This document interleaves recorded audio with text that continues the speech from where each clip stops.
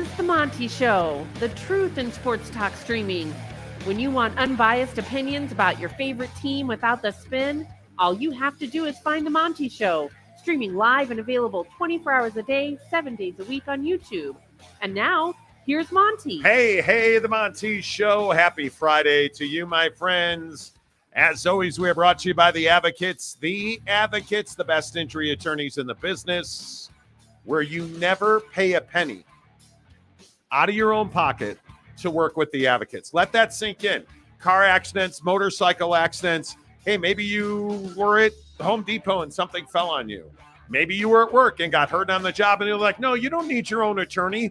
We're going to take care of you. I'm sure they are, but why wouldn't you talk to the best attorneys in the business where you never pay a consultation fee or retainer? In fact, you can talk with one of the best injury attorneys in the business right now online, live at theadvocates.com. Make sure you tell them you heard about it on the Monty Show.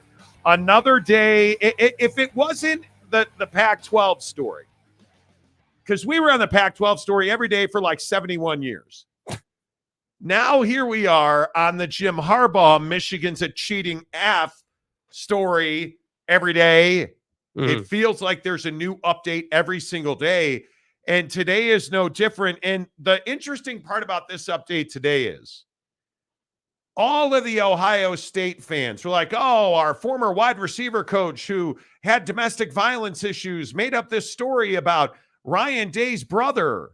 He would never do that. It was a joke. And all of a sudden it's not, apparently. Now, the story goes that Ryan Day, the head coach at Ohio State, has a brother who is former government, FBI, CIA type, dark ops mode guy thing, who owns a private investigation firm as well as selling medical devices.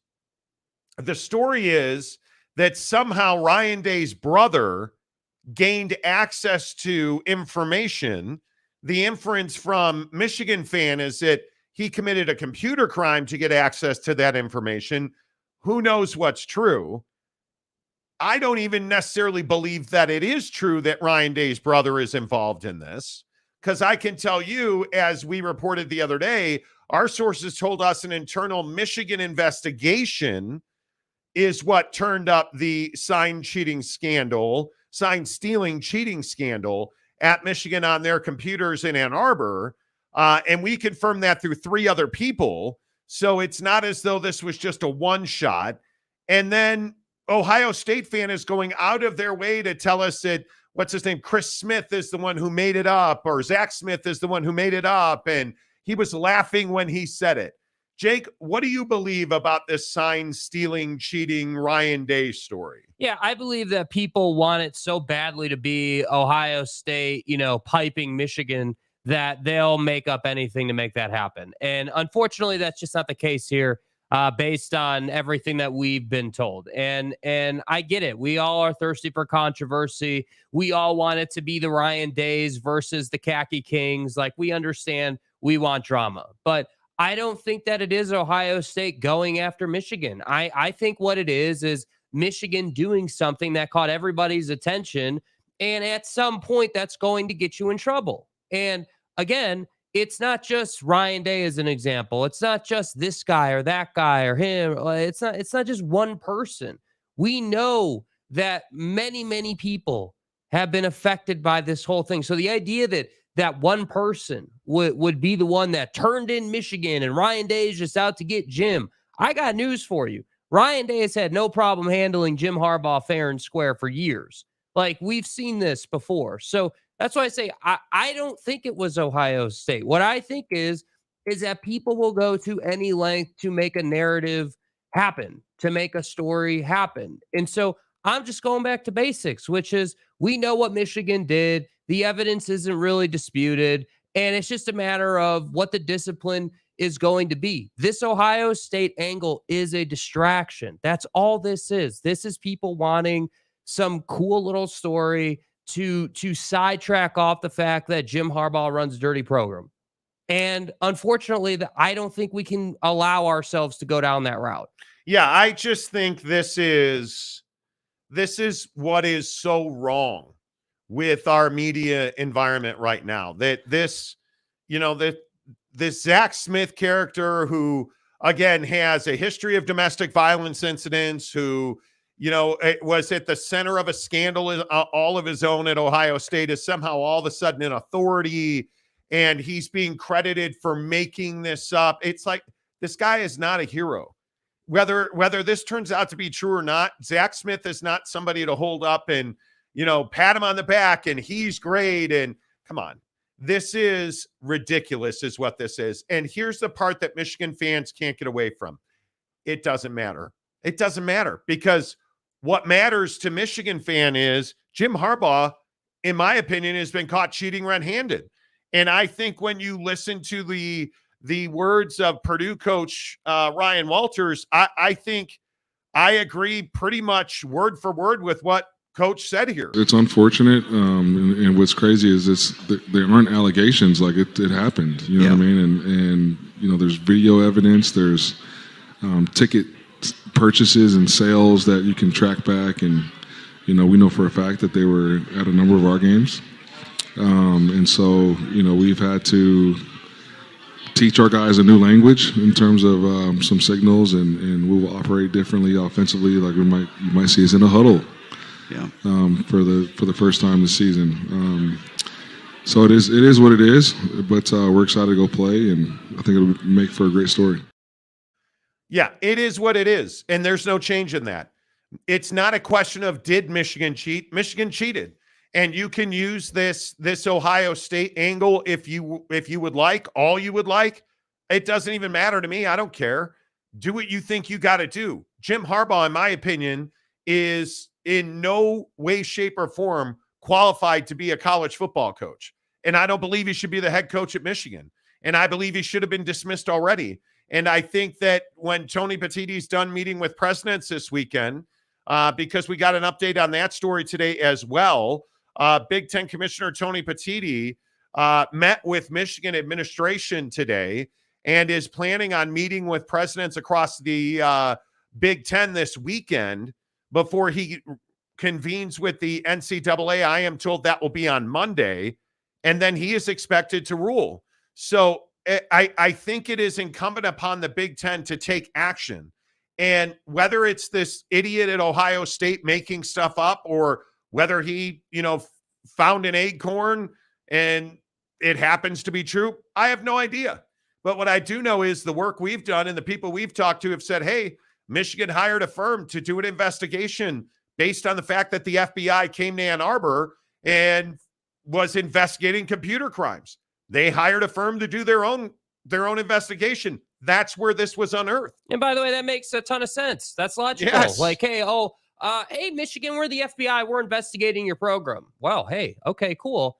Well, we're Michigan. Maybe we should do our own investigation in parallel with the FBI investigation and just make sure that everything just adds up. We just want to know what exactly happened. And so that's why I say, like, when you start turning over rocks in your program, you're going to find things you don't want to find. And that's why we're here. Not because some Ohio State guy made up something about Ryan Day. That's not what this is about. And I love that Michigan fan is like, oh, even at its worst, this is no big deal. Oh, really? Because every coach in the Big Ten, every coach we've spoken to, every administrator we've spoken to, everybody says it is the worst. It is a level 1 infraction to be caught sign stealing with electronics, especially in somebody else's venue. So you can keep saying this is no big deal. And you can go back and look at the comment section on YouTube. Oh, no big deal. This is going away. This is no big deal. Let's pretend it was no big deal. But you combine it with the fact that you've already admitted to a level 1 violation. You've already admitted to a level 2 violation, multiple level 2 violations. You gave yourself a 3-game suspension with the NCAA Committee on Infractions laughed in your face about. On top of that, you have this FBI investigation. On top of that, you have a staffer that was chatting with people online thinking they were 13-year-old girls who he was buying liquor for. Like, this is to say this is no major infraction. On its own, the sign stealing operation is a level 1 violation. No question about it. And it is not even in question if it happened anymore. I agree 100% with Ryan Walters. I agree 100% with what everybody else was saying. There is no, one of the big debates this morning that I was listening to on ESPN was, is there plausible deniability for Jim Harbaugh? And the thing that blows my mind, because I know ESPN knows this, plausible deniability is no longer a thing. Right. If it happened in your football program, the head coach is responsible for it. There is no plausible deniability. So any way you slice it, it's a level 1 violation, and Jim Harbaugh is on the hook for it. And, oh, by the way, if you really think that Jim Harbaugh didn't know what Connor Stalions was doing, come on, man. He was benefiting from that information and probably still is. Yeah, and that's why I say I think that, what was it? Joe Klatt, I think it was, did this whole thing on Twitter last night about how, we shouldn't treat this Michigan situation any differently. And, why are we going to discipline Michigan now when any other time we wouldn't have? And it goes against all precedent. It's like, well, yeah, because we haven't seen this before. I can't remember the last time we had someone get caught red-handed sign stealing. It's never happened. With technology, and there's evidence, both monetary evidence, visual evidence, like evidence of every variety that they were doing it. So to me, the question is not why would we? The question is how could we not? How could you not protect the integrity of the game? And I'm here for, hey, well, don't punish the kids, even though the kids were in on it. Don't punish the kids because they didn't really have a choice. Okay, fine. I'll meet you in the middle on that. But I don't understand how it's taking so long to do something at a minimum with Jim Harbaugh. And half of me is like, hey, there needs to be some conversation about the AD as well. Because if it's a budget and it's on paper, the AD should know about it. It's an athletic department monetary issue. He should know about it too. So that's why I say I really struggle with all the people who are like, oh, well, this is no big deal. He shouldn't be punished right now. Let's wait till after the season. This should be handled the same way everything else was handled. Well, should we handle 150 and a 20 the same way we would 25 and a 20? No, we shouldn't, clearly. And that's what this is. Yeah, I think Michigan fan is doing what every fan would be. Can you imagine Michigan fan if Ohio State had been caught doing what Jim Harbaugh has been caught doing? Yeah, I mean, they'd be ruthless. What would Michigan fan be saying about Ohio State? But somehow you're different. And somehow now this Ryan Day angle, which again, I don't believe. And it is just my opinion based on people I've spoken to who have told me again, and I'll just keep saying it. Michigan, we were told, and we've been told multiple times, Michigan hired a firm. When the FBI sent notice to Michigan, we are coming to do an investigation on computer crimes. Michigan hired a firm to investigate that situation. And that firm uncovered a massive sign stealing operation in the Michigan football department.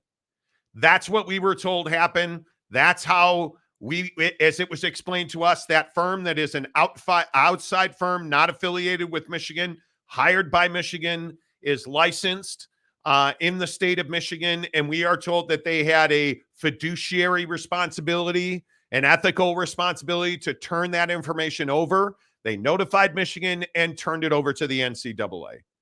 Period. End of story. So do I believe for a second the story that On3 is floating, that, Michigan is in possession of documents linking Ryan Day to Michigan's cheating scandal? To which I say, I don't care. It doesn't change the facts of the cheating scandal. And if you believe that they're in possession, so now you're telling me that Ryan Day or his brother, who again owns a private investigation firm, committed a computer crime to get this information? I have a hard time believing that, because it was already public knowledge that Michigan was doing this. I just think it is so over the top unbelievable that it would have to be, I can't even fathom a circumstance where Ryan Day and his brother hatch a scheme to hack Michigan computers. And the other problem with that is Jim is lost to Ryan Day, many times before the last 2 years. And so for me, I if I'm Ryan Day, I know I don't need to cheat to beat you. I can beat you straight up. I mean, he's shown the world he can do that. So yeah, sure. Did you lose to him the last 2 years? Yeah. But during those last 2 years, it was basically an open secret that Michigan had been cheating. So the idea that everyone just is, going hook, line, and sinker with this Ryan Day angle, instead of sitting here and saying, whoa, hold on a sec. So if Ryan knew, other people knew, and we already know it was basically an open secret throughout the conference. So does it make sense that Ryan Day, to your point, would commit a computer crime, or his brother would commit a computer crime to get this information? No. It absolutely does not. No, it doesn't make any absolutely sense, does dude. not. And I don't know why we've gotten into this place in our society where anytime somebody commits a heinous crime, we try to spin it into, oh, it's no big deal, and it's not really his fault, it's their fault. It's Ohio State's fault. This whole thing is on Ohio State, because if they hadn't done X, Y, or Z, Jim Harbaugh would have never gotten caught committing level 1 violations. But you just understand that Jim Harbaugh got caught committing level 1 violations. So it's unfathomable to me.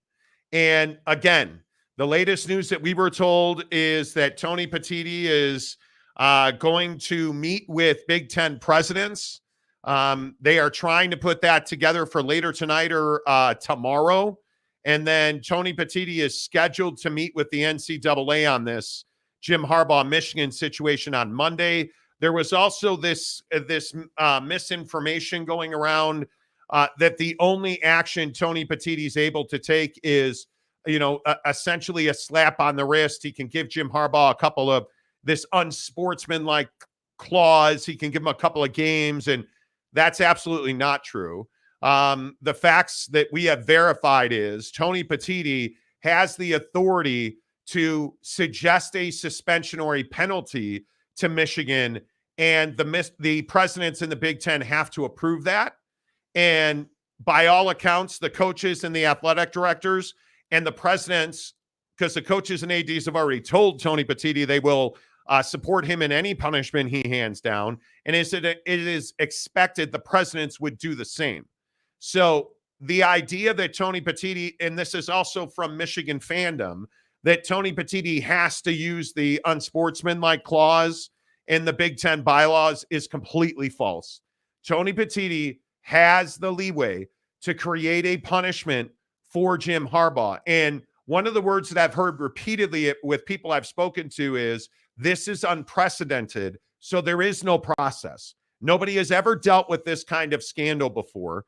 It continues to go back to this situation at Penn State where nobody had ever dealt with a football coach in Joe Paterno covering up a massive, massive criminal enterprise in his football program for 20 years. Nobody had ever dealt with that. Well, nobody's ever dealt with a sign stealing scandal like this before. Tony Petitti, less than a year on the job, is doing exactly what you would expect him to do.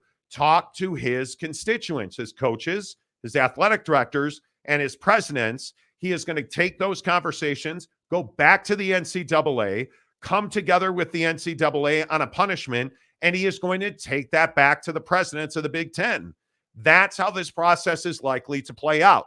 I can tell you again, we have been told repeatedly that the coaches and athletic directors loudly and roundly supported removing Jim Harbaugh from his position as coach for the rest of the year.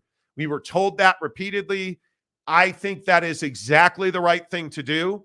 I think what you are looking at here is a suggestion that Tony Petitti, the commissioner of the Big Ten, take Michigan out of play for a postseason appearance, meaning a bowl or the college football playoff, and you remove Jim Harbaugh, not for the rest of the season, pending the outcome of this investigation.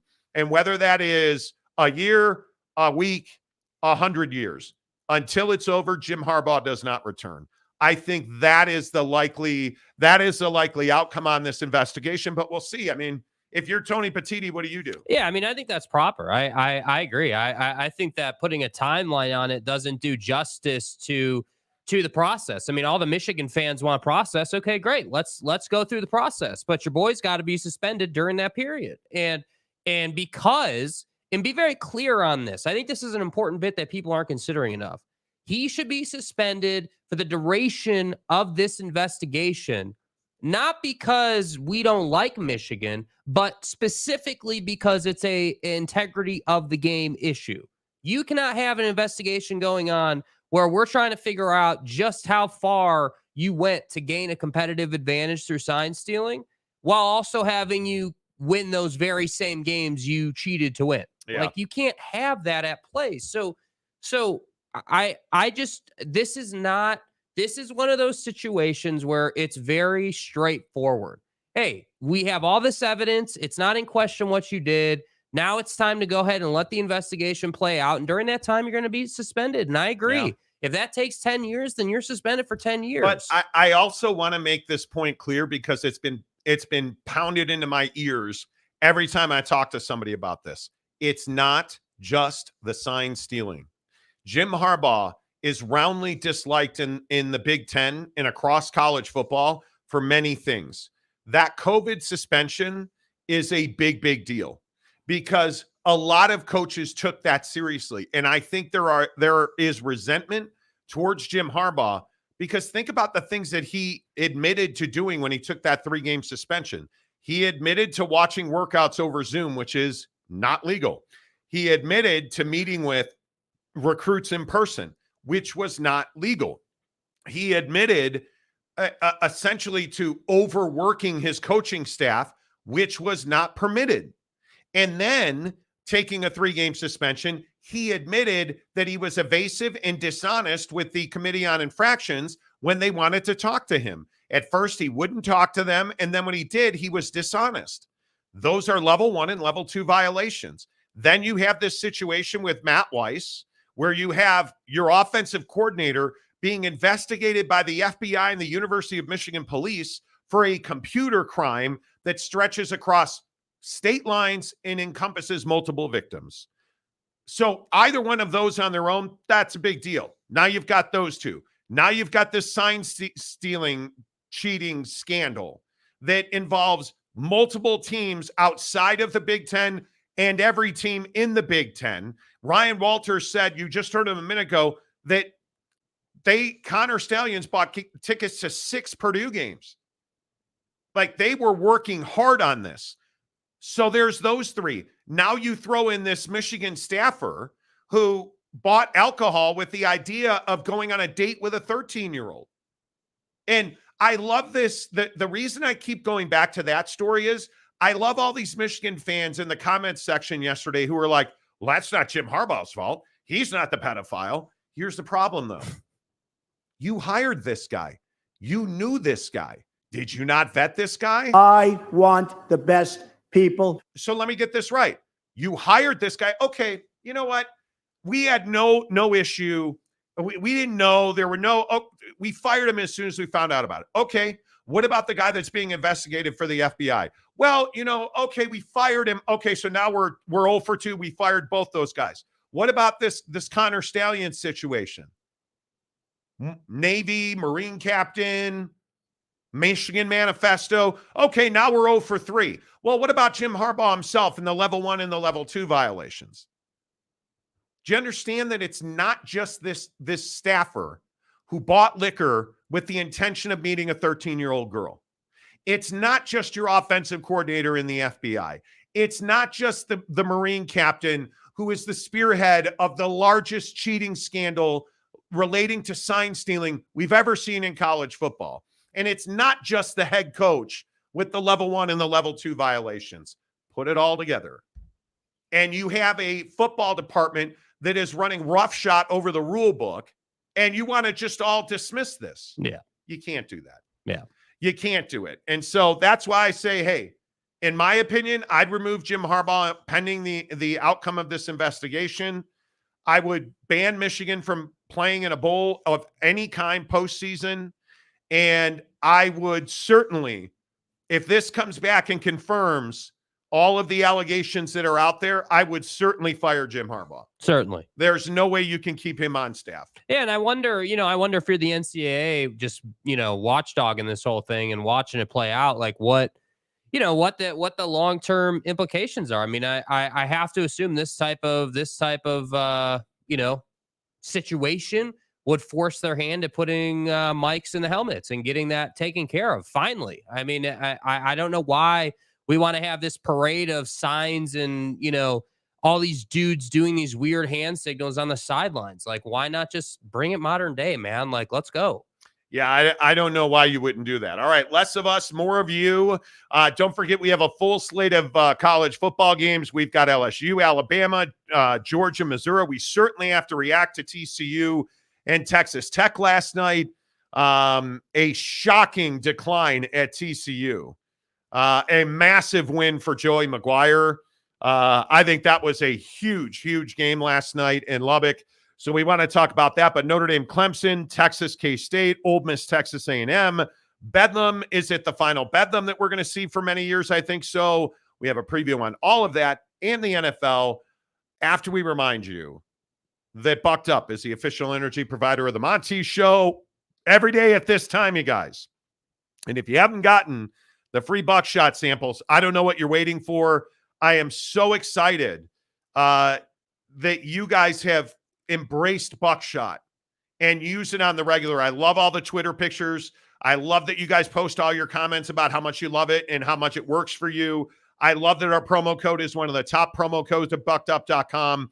Let's keep banging. If you have not gotten on the buckshot bandwagon, what are you waiting for? In the comments, or in the description below, rather, there is a link to get 6 free buckshots, 200 milligrams of caffeine, and a bunch of brain food. And it tastes fantastic. This is watermelon.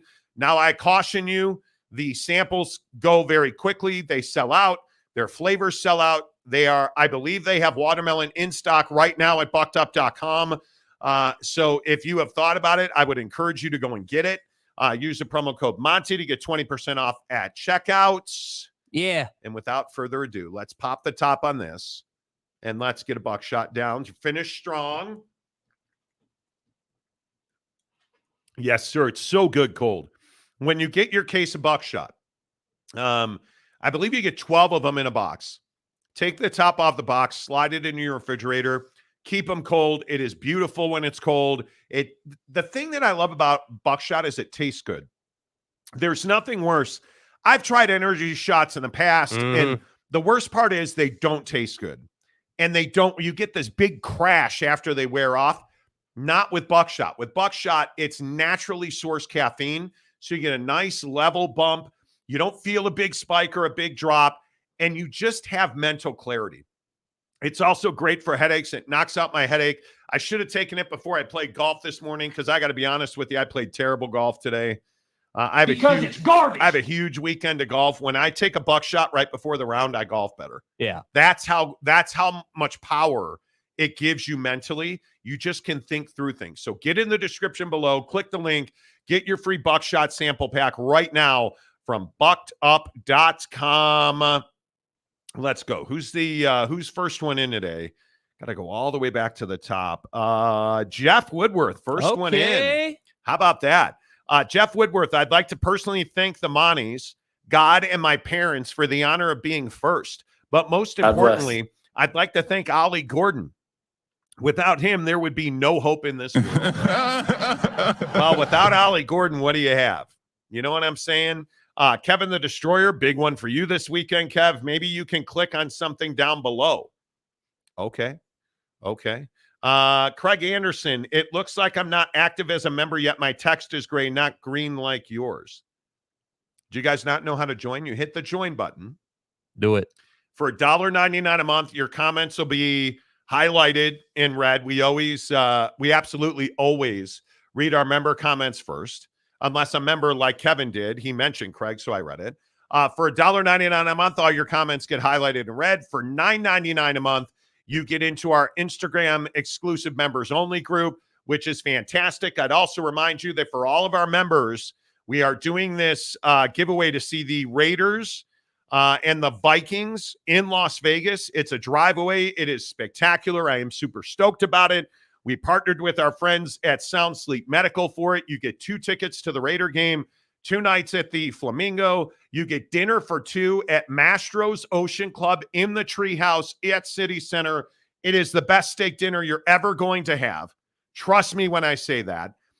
You get a $200 Visa gift card to get you there. It is so much fun, you guys. Yes, the Treehouse is the best, dude. The Treehouse Mastro's is the legit. best steak. I'm telling you, Mastro's is the best steakhouse in Vegas. Yeah. And we've been to pretty much all of them. And there are a lot of good ones. I think Mastro's Ocean Club at City Center is the best steakhouse in Vegas. Yes. We want to send you there. All you have to do is go to soundsleepmedical.com/Monty. Sign up for your free sleep evaluation. And again, I know Matt Deering is supposed to join us here in a few minutes to talk about this, but snoring and sleep apnea are not the same thing. And I want to make that really clear. If you're somebody that battles snoring, or your spouse, or if you're somebody that wakes up gasping for air in the middle of the night, like so many people in this country do, you don't have to deal with that, you guys. And you don't have to get up and deal with this CPAP machine that you're basically wearing an anchor all night that's loud like a machine, and you got to wash it and it leaves marks on your face and you got to figure out how to travel it. No, it's Sound Sleep Medical. It's a simple little mouthpiece that they custom fit for you. They have dentists that they work with that custom fit this mouthpiece, and it is absolutely going to make your night of sleep transformed into something spectacular. Treat snoring and sleep apnea with no masks and no tubes. Just better, healthier sleep with Sound Sleep Medical. Use code MONTY, M-O-N-T-Y, to schedule a free sleep assessment today. There it is, soundsleepmedical.com. And if you remember anything I say to you, the intimacy in your relationship is so important with your wife or your husband. The idea that you guys don't sleep in the same bed because one of you snores, you don't have to live like that. You don't. Get your intimacy back. Be a better person. Be the best version of yourself. I got 8 really restful hours of sleep last night. Only went and me and nighttime pee guy only hung out 1 time last night. I got tons of REM sleep. That's what you need. I'm telling you. Hook it up. soundsleepmedical.com/Monty. Let's see. Salty Drunk says it is Saturday morning here. Technically, I am first. There you go. See? Happy weekend. What time is it in Australia, you know? Jeff Woodworth is Australia in Arizona time. I believe it is. What'd I tell you? I am pretty certain that it is. I am pretty certain that it is. So, yeah, I think, Anton, have you guys talked about the Jazz this season? Yeah, we talk about the Jazz pretty much every day. We talk a lot of NBA on the show. Not enough for Salty Drunk. We do have to talk about Victor Wembanyama today, which we will absolutely do. Big Blue Horses. For F's sake, hell yes, all turned rat. They collectively squeaked louder than a hog getting neutered. They all went full Brutus and the mob knifing Caesar. It wasn't just one school. Oh, what are you talking about, man? But isn't that really an important detail? Yeah. Every school. And I want to play you. Did you guys hear the Ryan Walters bite? I think this is a really, really important bite. And Big Blue Horses, I think this is a great point. When you think about the situation in the Big Ten, listen to Purdue coach Ryan Walters and listen to how blunt he is about what Jim Harbaugh did. It's unfortunate, and what's crazy is there aren't allegations, like it happened. You know what I mean? And there's video evidence. There's ticket purchases and sales that you can track back, and we know for a fact that they were at a number of our games.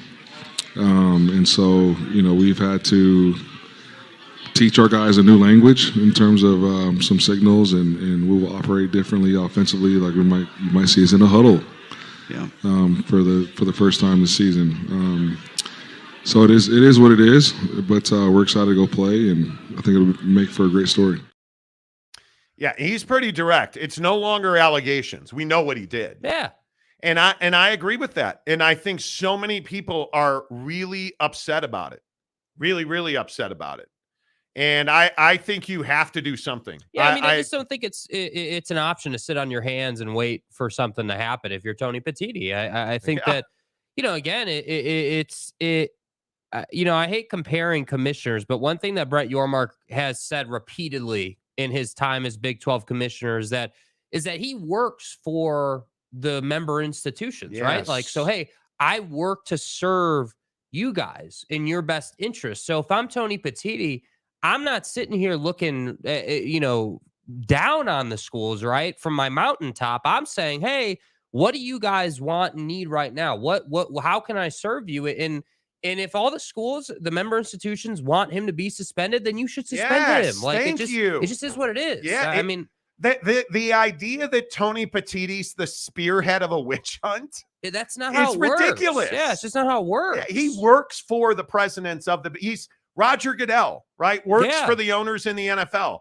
Tony Petitti and every other commissioner in this country works at the behest of his presidents. Yeah. And so many Michigan fans are vilifying Tony Petitti. I saw yesterday, worst commissioner ever. Mm-hmm. Okay. But again, I just ask, what if it was Ohio State? Best commissioner ever. Seriously. Right? That's what it'd be.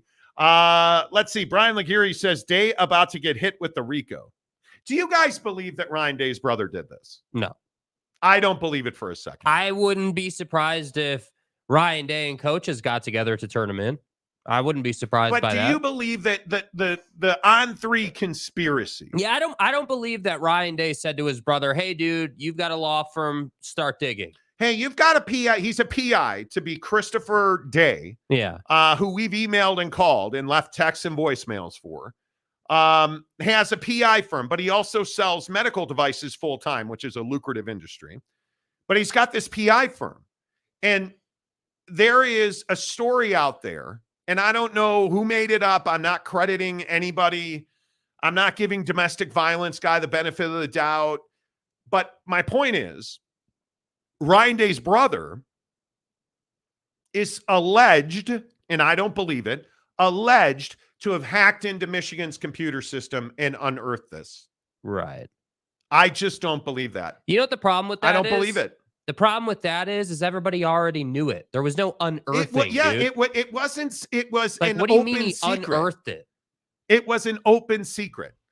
It is like, hey, it's the Jim Harbaugh swinging rumors, but only it has to do with sign stealing. Yeah, I mean, it's as if people think that Ryan Day's brother went full computer hacker, anonymous guy and like got all this crazy information and nobody knew about. Dude, everybody knew about this. Yes. And the idea that Ryan Walters from Purdue is willing to come out and speak on this tells you how much evidence there is. And how much frustration there is. And how much a guy who's coaching Purdue, not Ohio State, not Penn State, Purdue. Dude's coaching Purdue and is willing to come out and say it's not allegations. They did this. Yes. So that's don't right. tell me there's no evidence and don't try to put it on Dave's I brother. also think the frustration level speaks to how successful they were at stealing signs. Sign stealer guy. Right? Like sign stealer guy was really good at sign stealing. Yeah. I think that also is a very important, valid point. Michael Jared gives us $10. Thank you, Michael. Sick of hearing about the players. They knew it. Obvious in my book. Look at past. Also, what about the players on the other teams who could have went to Big Ten championship games and more over a few years? It's collateral damage, dude. There's nothing you're doing about it. The Michigan players are not just innocent bystanders. I don't think people understand, and this is how you know that people are just making up stories. Do you guys understand what happens with information like this? When sign stealer guy, when he deciphers somebody's signals, that information is going to be handed around. There's a video last year of CJ Stroud standing in the shotgun, right? And he does the fake clap, turns and looks at the sideline. A play is signaled in. What did all the Michigan players do? Raise their arms for a pass. So do you think they just guessed all at the exact same moment? No, they know the signal. They know Ohio State sent in a pass play. So they all put their arm up in the air to say, oh, it's a pass. It's a pass. The players know. This information, it's not like, do you guys understand this? It's not like Connor Stalions is standing on the sideline and he's like, hey, coach, I don't want anybody else here to hear this, but this is going to be a pass play, okay? That's not what he's doing. His job is to decipher the signals and disseminate the information. So the players on the field, the coaching staff are all in lockstep. He's an interpreter, dude. Yes. He's an interpreter. That's exactly what he is. If you're talking to someone who speaks another language, you need an interpreter because you don't understand what the hell that person's saying because you don't know that language. Yeah. Connor Stalions knows the language. I think people think this was just Connor Stalions whispering in the ear of the offensive and the defensive coordinator, because don't forget that as well. This kid is so brilliant. And Connor Stalions broke NCAA rules. But don't get this twisted. Connor Stalions is brilliant. Yes. A brilliant mind. He is a brilliant mind. He not only deciphered offensive and defensive signals, figured out how to link that up to videotape, because there are also reports out there and rumors out there. And I have to believe it because I've been in coaching rooms like this where you have, hey, look at Ollie Gordon at Oklahoma State. Oklahoma this week, I guarantee you their defensive line and linebackers have watched volumes of tape on how that offensive line operates. I didn't say how Ollie Gordon operates, how the offensive line operates. Well, what if I told you would be able to know that it was going to be a run play called to hit the C gap or the B gap, and that now you can take that knowledge and you can say, okay, well, when they call this play to hit the B gap, and not to mansplain, but the center has the ball in his hand. The space directly next to him between he and the guard is the A gap. The space between the guard and the tackle is the B gap. Right? If you knew that play was designed to go to the B gap, you can now spend the week, instead of wondering, you can say, okay, that signal means it goes to the B gap. Now let's focus on what the offensive linemen do in their zone schemes or in their straight run block. So as soon as you know when that signal comes in, right, and they're like, oh, hey, you see him say edge pressure, like to the offensive coordinator. Hey, you see on one of the tapes, Connor Stalions yelling edge pressure, edge pressure. You know how they use that edge rusher now. You've spent 3 days studying film. Don't tell me Jim didn't know. Don't tell me he didn't know. This isn't an isolated thing. It is the advantage you gain from this is you can't quantify it. It is everything. You can put the right guy in the right place at the right time as though you have a time machine. Think about that. It's a time machine. That you want to know what Connor Stalions did? He invented a time machine. Because now you know the signal. You can take that signal, line it up to a play, and you can say, okay, Jimmy, linebacker guy, you're going to be right here. And hey, defensive end guy, when this play's called in, you're not going to rush quite as hard because it's a run play to the B gap. Oh, Aiden Hutchinson. Please. I can't even describe the advantage. So then when you get your ass beat by TCU, it's kind of a bad look. And this point right here by Michael Jared, also for the players on the other teams, how did it hurt their chance for individual awards like Heisman? How much money did it cost them? Because who went number 1 in the draft? It wasn't C.J. Stroud. Mm-hmm. How much money did C.J. Stroud lose because Michigan knew his signals? Yeah. Like this is the other thing that all the Michigan fans are saying. There's no real victim here. You still got to make the play. Yeah, you still got to make the play. But when you know exactly where Ollie Gordon's going to run through what gap and what those offensive linemen are going to do, how much easier really is it to make that play? And they'll drop that motherfucker. Come on, dude. And that's what bothers me. It's just, we just want to discount. We want to, we want to say, oh, it's not a big Justify. deal. Justify it, right? It's all good, right? Like, hey, if they can decipher the signs, no problem. But it's like, dude, it becomes a problem when you're the only one doing it. And so, yeah, unfortunately, the CJ Strouds of the world, to the commenter's point, that's collateral damage. And fortunately enough for CJ Stroud, he was just that much better than you that it didn't matter. The idea that CJ Stroud had one of the best games he's ever had, ever, against you, tells me everything I need to know. You can't win straight up. You can't win when you're cheating. When can you win, Jim? You couldn't beat Ohio State. Damn. So you cheated to beat Ohio State. That's my opinion. That's what's so incredible to me about Michigan fan. The guy doesn't win straight up. He doesn't win when he cheats. When does he win? And remember, this is the fan base that ran Lloyd Carr out of Ann Arbor. Remember that. Right? We talked about this. You ran Rich Rod out. Now you're defending Jim Harbaugh, who hires, guys that are on tape buying alcohol for 13-year-old girl encounters. Because it's illegal. Who hires guy that's under investigation for computer crimes with the FBI. Who hires, Naval Academy guys that are Marine captains that steal signs. Sign stealer guy. Who himself commits. Come on. Who are you defending? Big Blue Horses.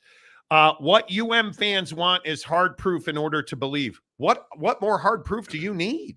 Yeah, I think his point is that they want the evidence to be publicized. And all I'm telling you is I've seen everything I need to see. The idea that we have, like the photos going around that we have and everyone else has, the idea that you have a head coach from a school that has no business competing for the Big Ten championship in football speaking out about this, the idea that Matt Rule early on in this process went ahead and talked about how we need helmet technology. Like, dude, the idea that every single coach that's been asked about this has been unwilling to speak about it specifically. Everybody from Nick Saban to Troy Taylor to everybody has said, well, I'm not sure about the details about that, but what I do know is that it's highly illegal to go to another school's game and use cameras to steal their signs. That's highly illegal. We all know that. And if we don't punish cheaters, we're rewarding cheaters, as Troy Taylor said on this show yesterday. So to me, it's very simple.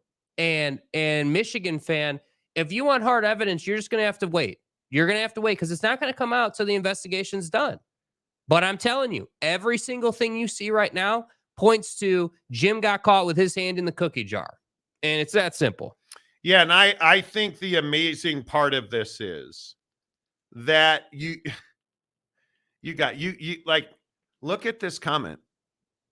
Hard proof, witness statements. We have that. Yeah. On the record, one of the people who went to the games talked about what he was paid and what he was required to do, including point my phone at the sideline, upload it to a cloud storage file. To the point where the dude was like, hey, it started, what did he say? It started raining and I wasn't getting paid enough I wasn't to stand making out enough here. money to be here for the second half. So we have that. Bank statements. We have his Venmo account. Did you listen to what Riot said? Connor Stalions, we have his Venmo account. We have a guy he paid. There's no question. Like electronic payments. We have his Venmo account. It was a public Venmo account. Do you understand he kept that thing public? How do you keep that thing public? I don't know. And I think it speaks so much to, again, this word we've been using for 2 weeks on this thing. Brazen. Jim Harbaugh is brazen. Jim Harbaugh runs a brazen program. Jim Harbaugh was cool with the idea that you're going to go out in Michigan attire and do these things. That freaking pedo who bought the liquor did it in Michigan coaching gear for crying out loud. What are you doing? Did you guys see that video? We purposely, talked about it. I want to make this clear. We talked about playing that video. We chose not to. That's not what we're about. Yeah, I don't think there's any benefit to play that. But just know this Michigan staffer who had been communicating with what turned out to be a scam, these people that pose as underage girls talking to adult men, these dudes showed up at this liquor store and videotaped them accosting this Michigan staffer wearing official Michigan gear. Who does that? Right? So, oh my God. Hard evidence. We have evidence. Harry Austin, here's the question no one is asking. If it was such a known secret about the sign stealing by everyone in the Big Ten, then why did the Big Ten not act prior to this year? There was no, I think that goes back to Big Blue Horse's question. I think everybody knows about it, but there was no evidence. There was no it was a victimless crime. Yeah, knowing and proving are two different things. When the computer evidence, the hard evidence came out and a name was put to the face because there's all kind of tape over the last 18 months of Big Ten football coaches being pissed about this. We played the Greg Schiano clip on the show. You look at, again, Boiler Up was all pissed off about it. Like every coach in the conference, James Franklin, has known about it and has been pissed about it and has asked the NCAA to step in, but there was nothing to step in on because there was no Connor Stalions. So what happened? And this is a crucial thing you need to understand. What happened? Oh, that's right. One of Jim's staffers got caught committing computer crimes. Somebody and the FBI got in. Somebody pulled the string and the whole thing unraveled. Mm. I believe that's what happened. So don't tell me Ryan Day's brother started this whole thing. Ryan Day's brother has nothing to do with this, in my opinion. It has everything to do with that Jim got a little too comfortable. Because again, think about it. When you're committing crimes of this variety, okay, hey, we got to be super buttoned up, T's crossed, I's dotted. But then you're going to get real comfortable because you've been there a couple years and you won some games and you did the celebrating and you smoked the cigars.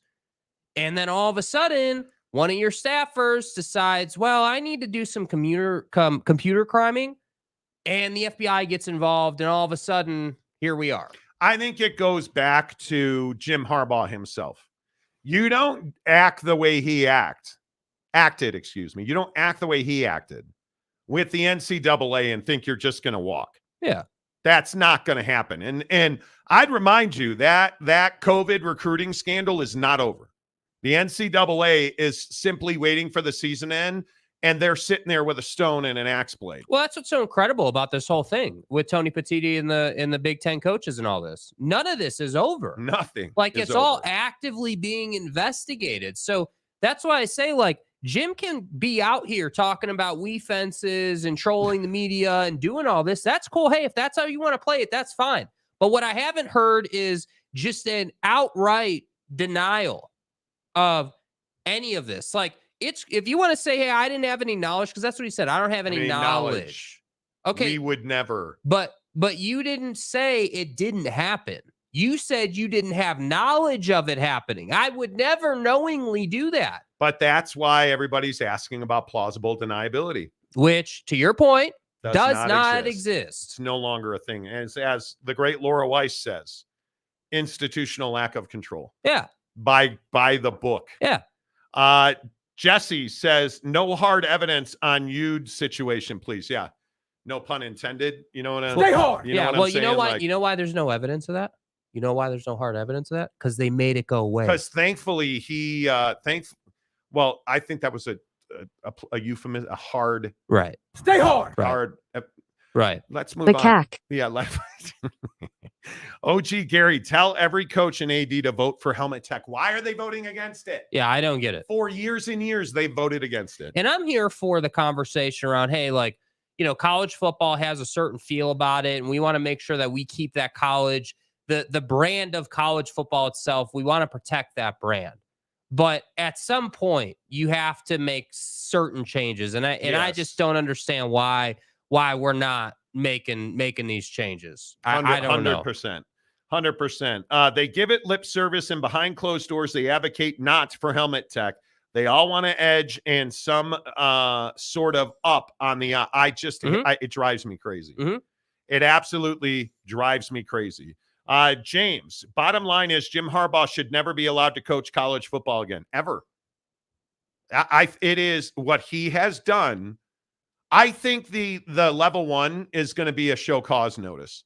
I don't think there's any doubt about that. Is if he is found guilty on this sign stealing thing, which at this point, I don't know how you wouldn't be. Yeah. I think he's looking at a multi-year show cause order. You know what the issue, though, with making it so that guys like Jim can't coach again in college football? You're never going to be able to levy a punishment that makes that happen. Urban Meyer is not in college football, not because of the punishment he got, but because of his reputation and the perception of his peers. And that's how you get somebody out of the coaching ranks. Your peers don't trust you and want nothing to do with you. And Jim is working his way to that very quickly. And I, on one hand, I'm grateful that Jim is not a domestic violence head coach kind of guy. I'm grateful that we're not sitting here talking about, the Ohio State, beating his wife situation. I'm happy about that. But unfortunately, I'm not happy that nothing's been done about the idea that you cheated the game of football. Because what that tells me is you're not invested in the process. You're not interested in making men and like really growing your program from the bottom up. You're just interested in getting over on the game. And that's never going to work out. And it goes all the way back to when you were with him in San Francisco, right? Yeah. It goes all the way back to making a silly quarterback change in that locker room all those days ago with Colin Kaepernick. That was a bad idea. Yep. Yeah. AR says, well, you don't want helmet radios. Guess what? You got sign stealer guy. Yeah, right? So you don't want to vote for that. And now what have we caused? Sign stealer guy. It's what they say in The Dark Knight, right? You can hammer them and push them to their limits, right, with the mob. And what do you get? You get the Joker. And that's exactly what Connor Stalions is. That's exactly right. Jim Choi, is Urban Meyer going to Michigan State? No, he's not. That'd be, and everybody keeps asking that. Yeah, what happened? I thought Urban was supposed to be hired last weekend. What happened? I just don't understand why this continues to come up. I would love to understand it. And I think the part that I struggle the most with is you look at Urban Meyer, like he said on the sign stealing thing, and I'm glad you brought this up. My experience is that the media is wrong most of the time, and that's not a shot at the media. That's reality. People say things that they're reporting that just are not true. So I'm going to give the benefit of the doubt saying, first of all, it's hard for me to believe that the Jim Harbaugh sign stealing thing is true. So you're defending Jim Harbaugh because you're going to play the fake news card? It's not the fake news card. And don't tell me you're not taking a shot at the media. And I don't understand this, whether it's Big Blue Horses or whoever else. And if you want to enlighten me, I know I'm just, idiot guy on the YouTube hack guy. What more? Do you really believe this didn't happen? Is there anybody on God's green earth who believes this shit did not go down? Is there anybody who truly thinks Connor Stalions was not sign stealing? No. How? You've seen all the tape. Go get on the interwebs, get on Twitter, or excuse me, X. Get on X. Dude, there's tape everywhere of him throwing his hands around and Michigan getting a tackle for loss. Like, it's not a secret. There's witness testimony now of, hey, he paid me this much to go to this game. I left at the half because I'm not sitting in a rainstorm. Connor Stalions bought tickets to 6 Purdue. For crying out loud. You stole signs from Purdue, bro. Sign stealer guy. What? Come on. That's how you get caught. Stop it. This is not in question. Is this really in question? Really, Herbs? Really? Go back to the bar, dude. Come on. Delaric for $5. Speaking of helmet tech, have you seen the Gallaudet helmet commercial where they team up? I have not seen it. I could be wrong, but I don't know. Hey, look at that. Salty Drunk's a member of the program. How about baby? Well, welcome back. As the president of the Josh Mitty fan club, I would say, hey, what do you guys think real quick? Have you guys seen the floor for the in-season tournament is so stupid. You guys know the NBA in-season tournament starts tonight? Is there even a discussion about what's the best one? No, there's not. I don't even think there's a discussion. There's one. There is one. It is beautiful. It is. And you don't need Sign Stealer guy to tell you this is the one. It is the beloved. Yeah. It is my Arnwe, the Chicago Bulls. Beautiful. I mean, that's amazing. Look at that floor that they are going to run out. You off the screen. Thank you. That they're running out for the in-season tournament. There are a bunch of bad ones. Yeah. I think this one by far is the best one. I think the Jazz is probably top 3 or 4. Yeah. You need to see them in person. This is not AI. There's a whole bunch of AI photos out there. I think this is by far the best one. Yeah, I love that floor. I think it's awesome. What I struggle with is I just think the league missed on this in-season tournament. I think that they haven't talked about they haven't sold it enough. Yeah. We don't know what's at stake. Oh, well, everybody's getting $500,000. Who wins? Okay, cool. Is that it? Is that it? Is that all we're playing for? Is money? It seems a little undersold is what keeps coming into my mind. The word you're looking for is meaningless. It seems to not have a point. It seems to not have a purpose. Yeah, and I don't want to say I don't get it, but I don't get it. The purpose we were sold on was this is supposed to make the regular season more meaningful.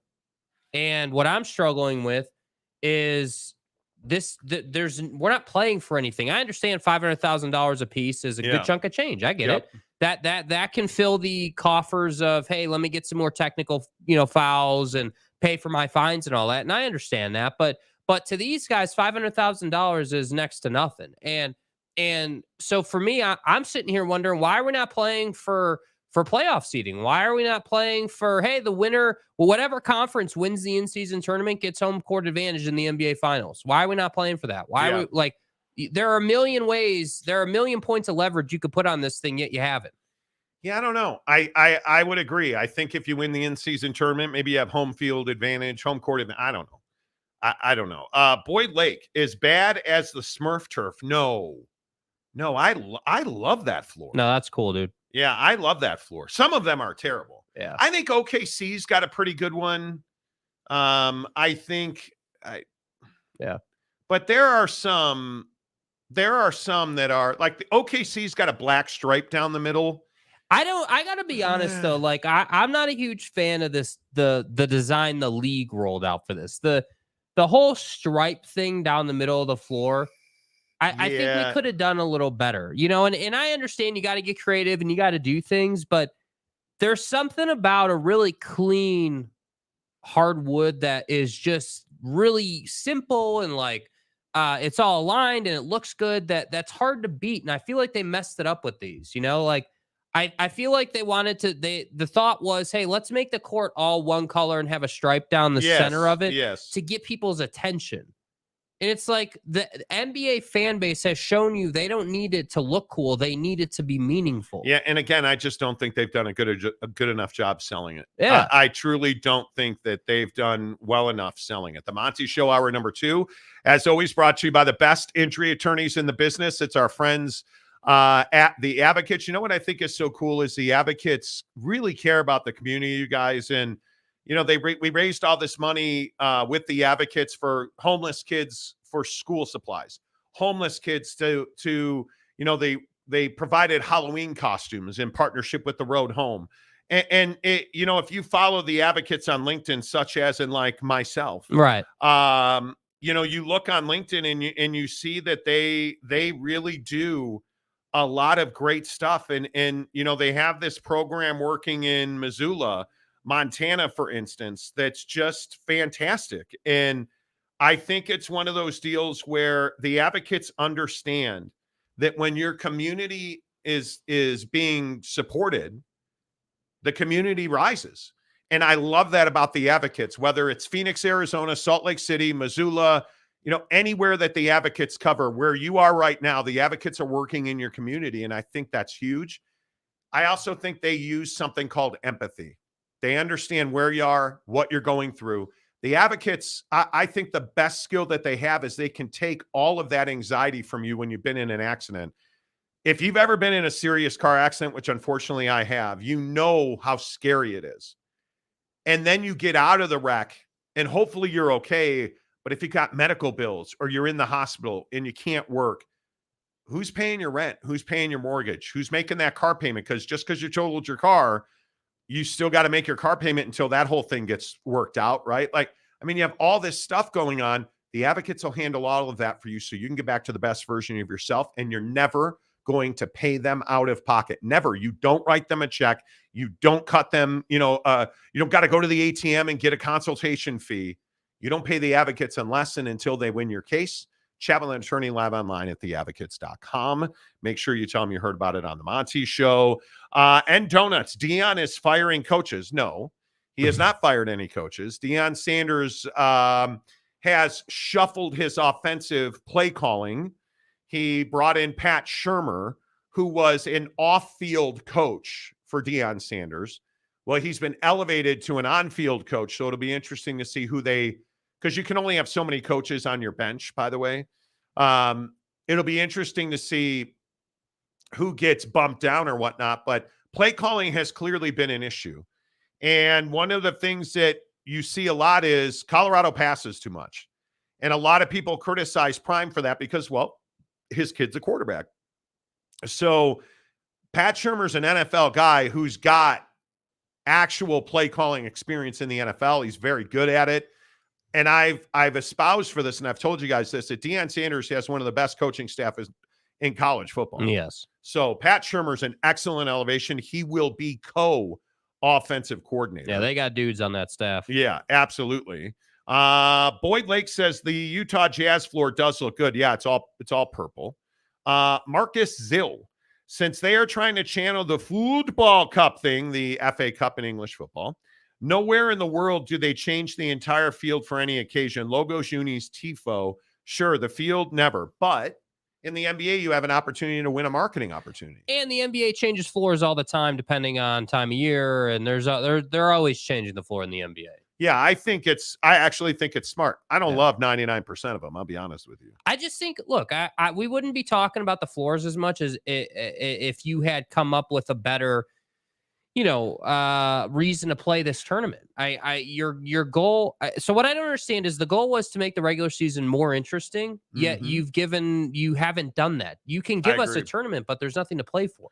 Yeah, I just don't love it on the whole. Yeah. I don't love the way it's been doled out. I don't love I just don't, the execution's been rough. Let's put it this way. Why is Gumby taking such a beating today?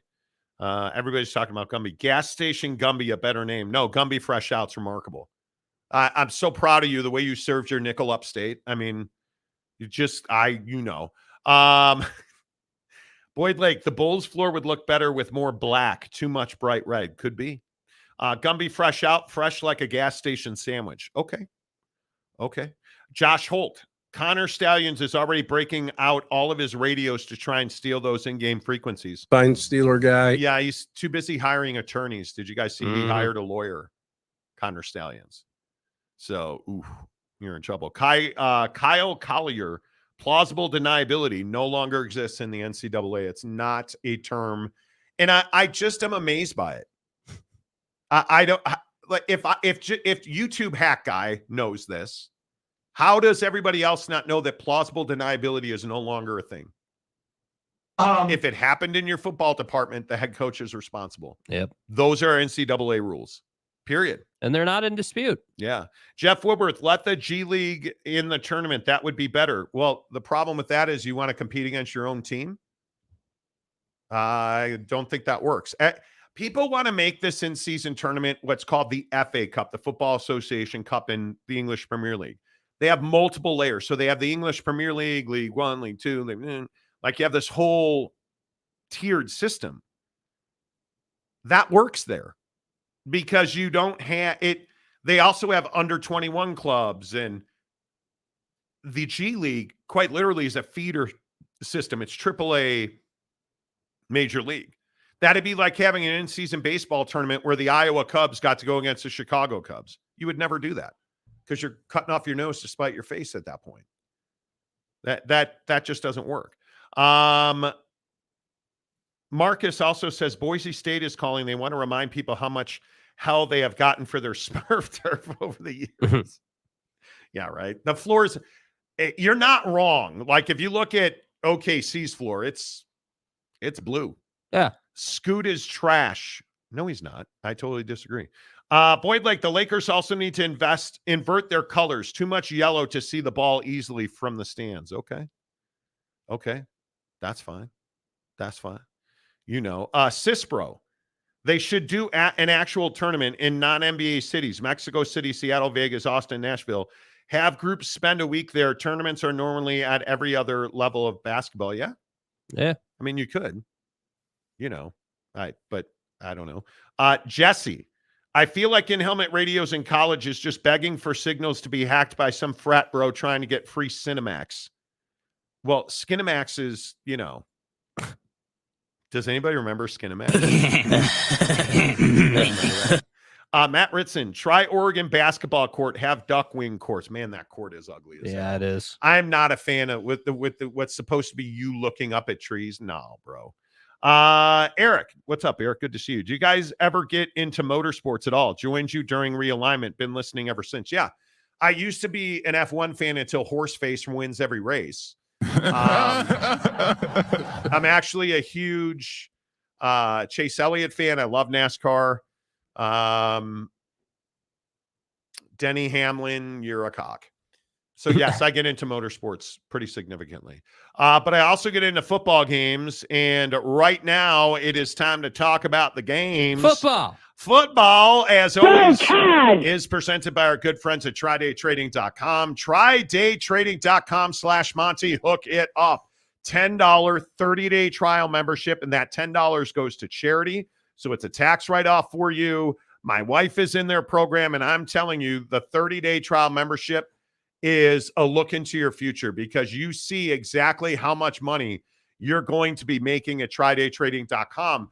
They're going to teach you everything you need to know about trading, day trading. And it has been fascinating to watch my wife on a nightly basis work the Forex system in Australia, then change over to trading the dollar. And they give you all the markers. Their proprietary software that shows you, hey, now's the time to get in. Now's the time to get out. You can program your trades. It's unbelievable. Their coaching is unbelievable. Get all of that for $10. And then make a decision after the 30 days. If it's not for you, walk away. Now, we've never seen anybody walk away because it's amazing. And when you're a full-time day trader after you graduate the Tri-Day trading program, you're making up to $1,000 a day on average. And the coolest part is when you graduate the program, they fund an account for you. You trade with Tri-Day's money until you're ready to trade on your own. And when you trade with their money and you make money, they give you up to 80% of the profits. And you can do that for a day, a month, a decade, the rest of your life. And when you're ready to trade on your own cash, you can do that. It's really a bulletproof process, you guys. I really encourage you. It's 30 days for $10. What do you have to lose? Hook it up right now. TryDayTrading.com/Monty. Hey, Monty. Right there. Hey, Monty. TryDayTrading.com/Monty. Make sure you tell me you heard about it on the Monty Show. Let's react to the game last night. Texas Tech beats TCU.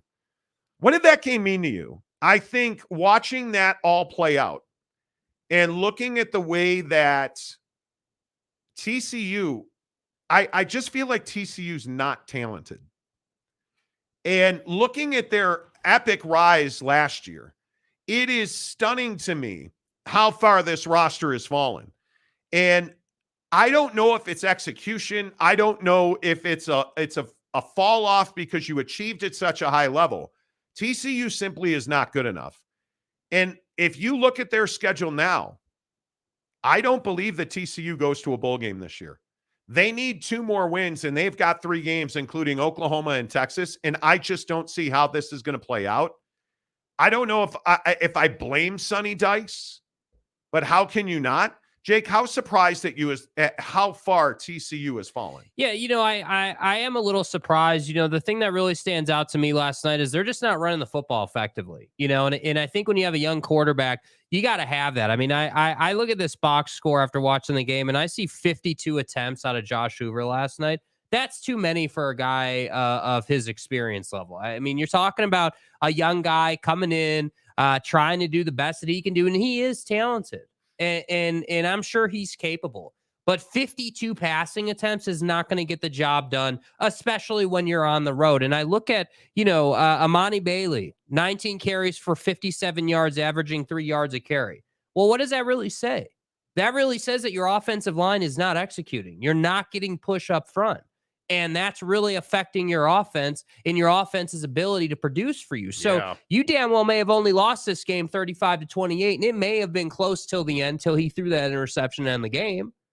But the reality of the situation is that you were unable to control this game. And it's because you're not running the football.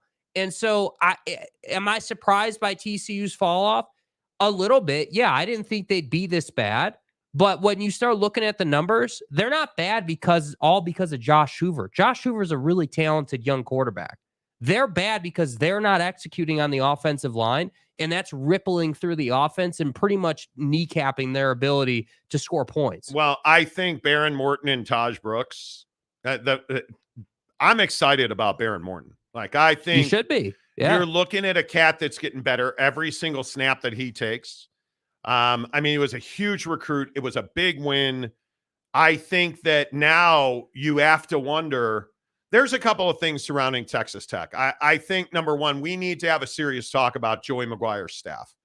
I mean, the play calling at times is completely sus. The way that you run that defense at times drives me crazy. And I want to know where Baron Morton's been, because he's better than Tyler Shuck. Agreed. Sorry, man. I know that Tyler Shuck is pew pew and everybody's throwing tortillas.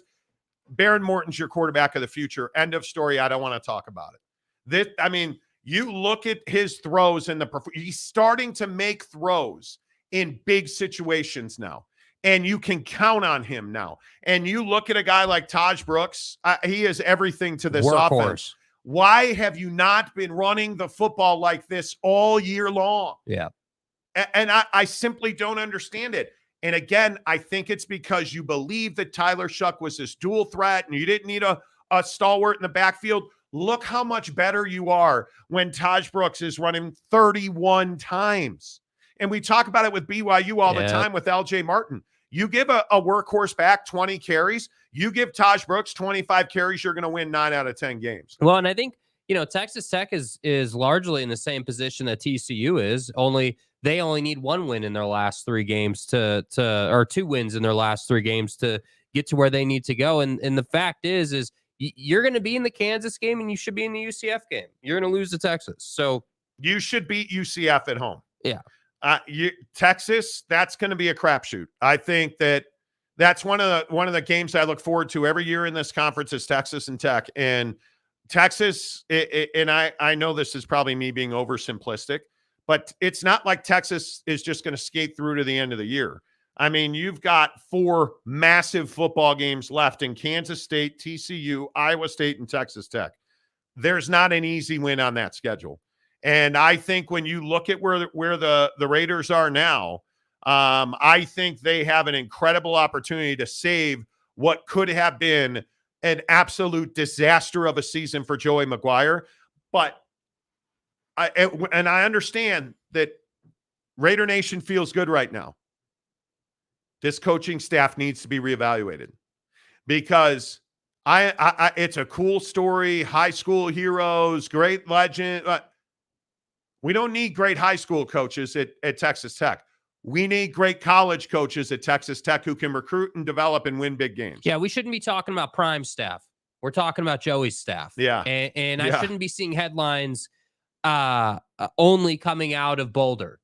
They should be coming out of Lubbock. And I think that, Joey is battling, obviously, and I love the fight that this Tech squad is showing. And I think Baron Morton's got a lot to do with that. I think, they believe that he can win them ball games, and that has huge benefits in your program. But Texas Tech too often finds itself in positions where you're just not coached well enough to win that particular opportunity moment. Yeah, like you're just not coached well enough, and that to me stood out and has stood out all season long. So yeah, I think you got to reevaluate the coaching staff a little bit. I agree, Baron Morton should be the guy moving forward, no doubt about it. I think he played well last night, did exactly what you needed him to do, and at some point you have to commit to running the football every single week the way you did last night. And I'll be curious to see if they do it next week. And listen, I have a lot of respect for Tim DeRuyter, who's the defensive coordinator at Texas Tech, but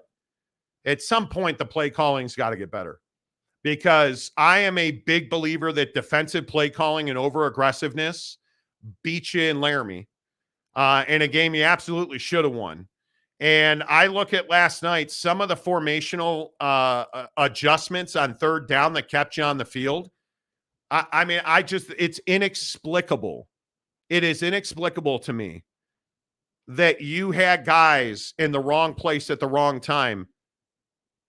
And I want to say this is Tim DeRuyter's 24th year as a head coach or a defensive coordinator. And this, you're still making these mistakes. Like, it's unfathomable to me. Yeah. It's so frustrating. Let's see. Who's in the comment section? Titus. Zach Smith was not convicted of domestic violence. Well, then he must be innocent. All evidence points to his wife being the violent one. Some men tell the truth. Well, Titus, I don't believe Zach Smith did. And Zach Smith, who was the wide receiver coach at Ohio State, whether he was guilty or innocent, he found himself in the middle of a situation that he did not handle very well, that Urban didn't handle very well, and apparently Urban's wife didn't handle it very well. And I don't care if he's guilty or innocent. That doesn't really matter to me. It's how you handle the situation. Even if you are guilty, there's a right way and a wrong way to go about it. And he went about it the wrong way. They all went about it the wrong way. He is a guy. And the reason we're talking about this guy is because he's now made up a rumor, or he claimed he made it up, that Ryan Day's brother, who owns an investigation firm, is the one who outed and found the information on Michigan computers is the inference. So you just outed Ryan Day and his brother for committing a federal crime. I mean, is that what you're telling me? You're the great Zach Smith, who's innocent of all charges. Is that what you're telling me? Because you either outed them as federal criminals, or you're lying not once, but yet again. So what is it? You completely made it up. That's what all the Ohio State fans are saying on the show the last 2 days. He made it up. He was even laughing when he said it. Okay, well, so then he completely made it up and fabricated it. That's what you're saying. So he's a liar again. Oh, no, he didn't make it up. It actually happened. So he just outed Ohio State for committing federal crimes. Oh. Let me know. I'm here for you, Titus. Thank you for the $5. I'm so tired of the defense of Zach Smith. There's no defending when you have no moral compass and you're just looking for attention, because that's what he is. Go listen to Bobby Carpenter. Forget Zach Smith exists. Where's Zach Smith been? Like, how come he doesn't have another job? He's innocent. How come he's not working in coaching? I mean, he's innocent. He's such a good dude. Yeah, maybe him and Art Briles can hang out. It's so frustrating to me. Probably you guys don't care. You guys don't care. Tanner Plummer. The difference between BYU and Texas Tech is that BYU's O-line can't run block to save their lives. Well, I think BYU has an offensive line issue. And benching Keaton Slovis, because, again, several people have told me that he's not hurt and well enough to play. But he's not going to play. And Retzloff is going to start. Okay. And what do you think a rookie with zero college experience is going to get behind that offensive line? Not much, because that offensive line's not good. Boyd Lake, K-State will be tough. I agree. K-State will be very tough. The Todd father, Texas Tech was playing possum. Well, you might want to stop playing possum and start playing football, because you're going to have to fight to be bowl eligible. I don't see a road forward for TCU to make a bowl this year. No way. I think Joey's seat is already warm. I think they have to go to a bowl, and then you can just hit the reset button. That's my opinion, but I mean I could be wrong. Yeah, I'm sure they have standards. Yeah, I'm sure they do. I'm sure they do. Gumby fresh out. Tim's been all around the world like Biggie. Okay. Tim DeRuiter has been around the world. Absolutely. Jeremy Callahan, funny thing, I was out fishing last night and had the tech game playing on my phone. I happened to see a possum by the lake and then later saw one in the stadium. That was awesome. That possum they pulled off the field. Fine Steeler guy. You know. Oh, wow. This New York Knicks floor. Ugh, that's one of the worst. It's terrible. Brutal. Terrible. Absolutely terrible. Because it's garbage. Rossatron says Stalions for president. 4 more years. 4 more years. I want the best people. This gives tri-day trading a whole new meaning. Oh, does it really? You know.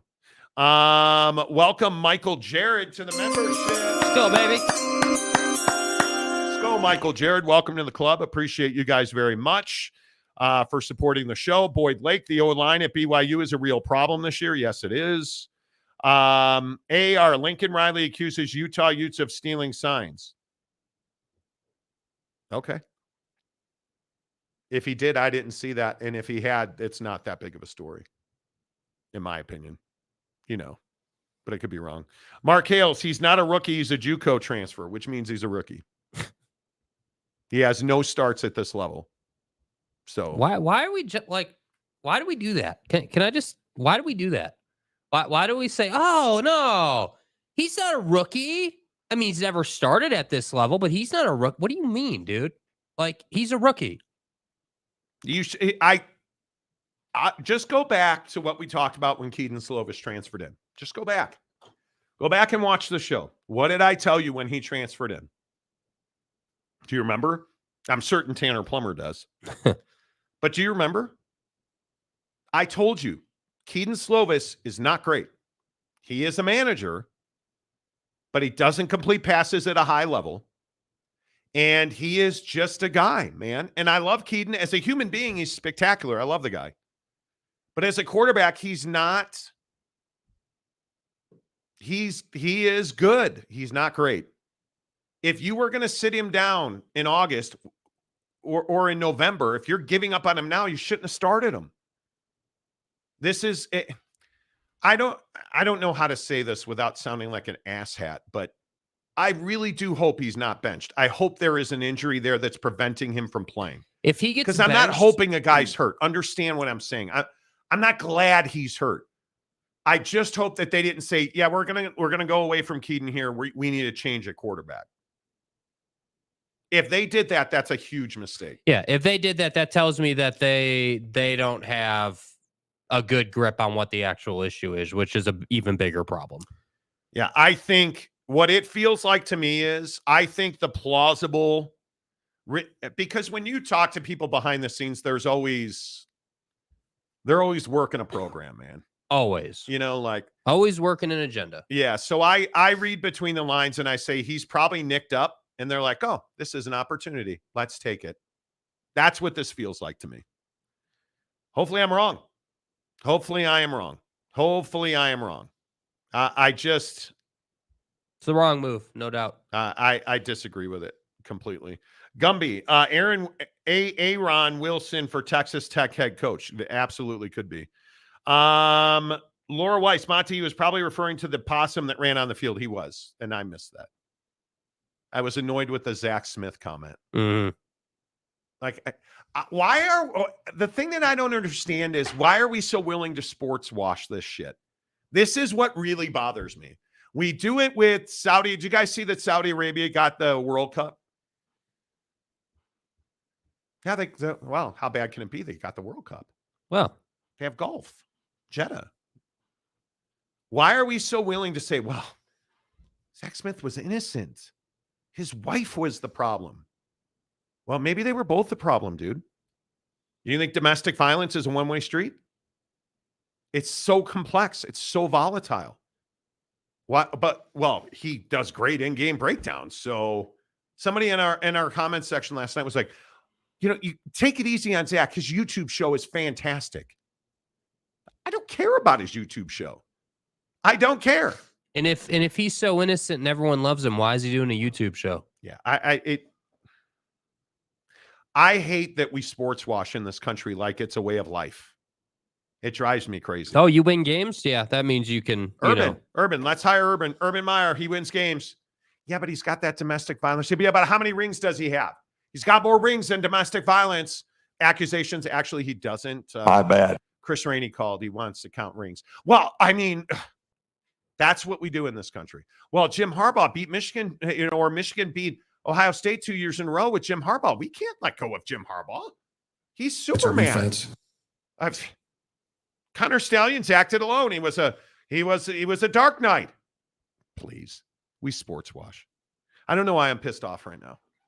Yeah, I mean, I get it. I feel it. I think that people's natural reaction and instinct is just to defend and defend and defend until they can't anymore. And the Jim Harbaugh thing is particularly perplexing because he never wins. Correct. Never won. I on some level, be it a small level, understand it with Urban, because at least Ohio State fan can be like, well, he's got natties and, okay, I guess, but that doesn't change the fact that he's a horrible person. True. If Jimmy had hoisted a trophy or two because of this, okay, different conversation. But how many times have I said in the last month now, dude sucks as a head coach straight up, doesn't win. Okay, let's cheat to win. You knew all the plays. Didn't win. You knew all the plays, and you still didn't win. Why are we dying on the hill for this guy? Yeah, I don't know. Mark Hales. I'm not saying he's going to be good, but he has college experience. He has junior college. He has no experience on this level. You understand the difference in talent between JUCO and D1 P5? There's no experience on this level. It's two different worlds. Yeah, I mean, it's not close. Not close. It is. But it is. Okay, you win. You know what, Mark? Yeah, I'm an idiot. You're totally right. Jesus. Good Lord. You win. Boyd Lake. I remember, but I don't like Slovis as the BYU QB if he's injured, and I believe those who say he does have a shoulder injury since TCU. But whoever plays, I support and hope BYU succeeds. I think it's the wrong way to go about it. That's all I'm saying. Yeah. Kevin the Destroyer says Monty's got the red ass. I don't like that we give sports guys a free pass. It really it sticks in my craw. Like everybody rooting for Tyreek Hill and okay. Adrian Peterson. Okay. Who cares that he beat his kid with a stick? Yeah, hey man. You do you. You do you. It is what it is. It is what it is. It just is what it is. Let's talk about Bedlam, shall we? Yeah. Oklahoma State, Oklahoma. In the game, I'm a man. In the game that Mike Gundy says doesn't mean a goddamn thing. Mm-hmm.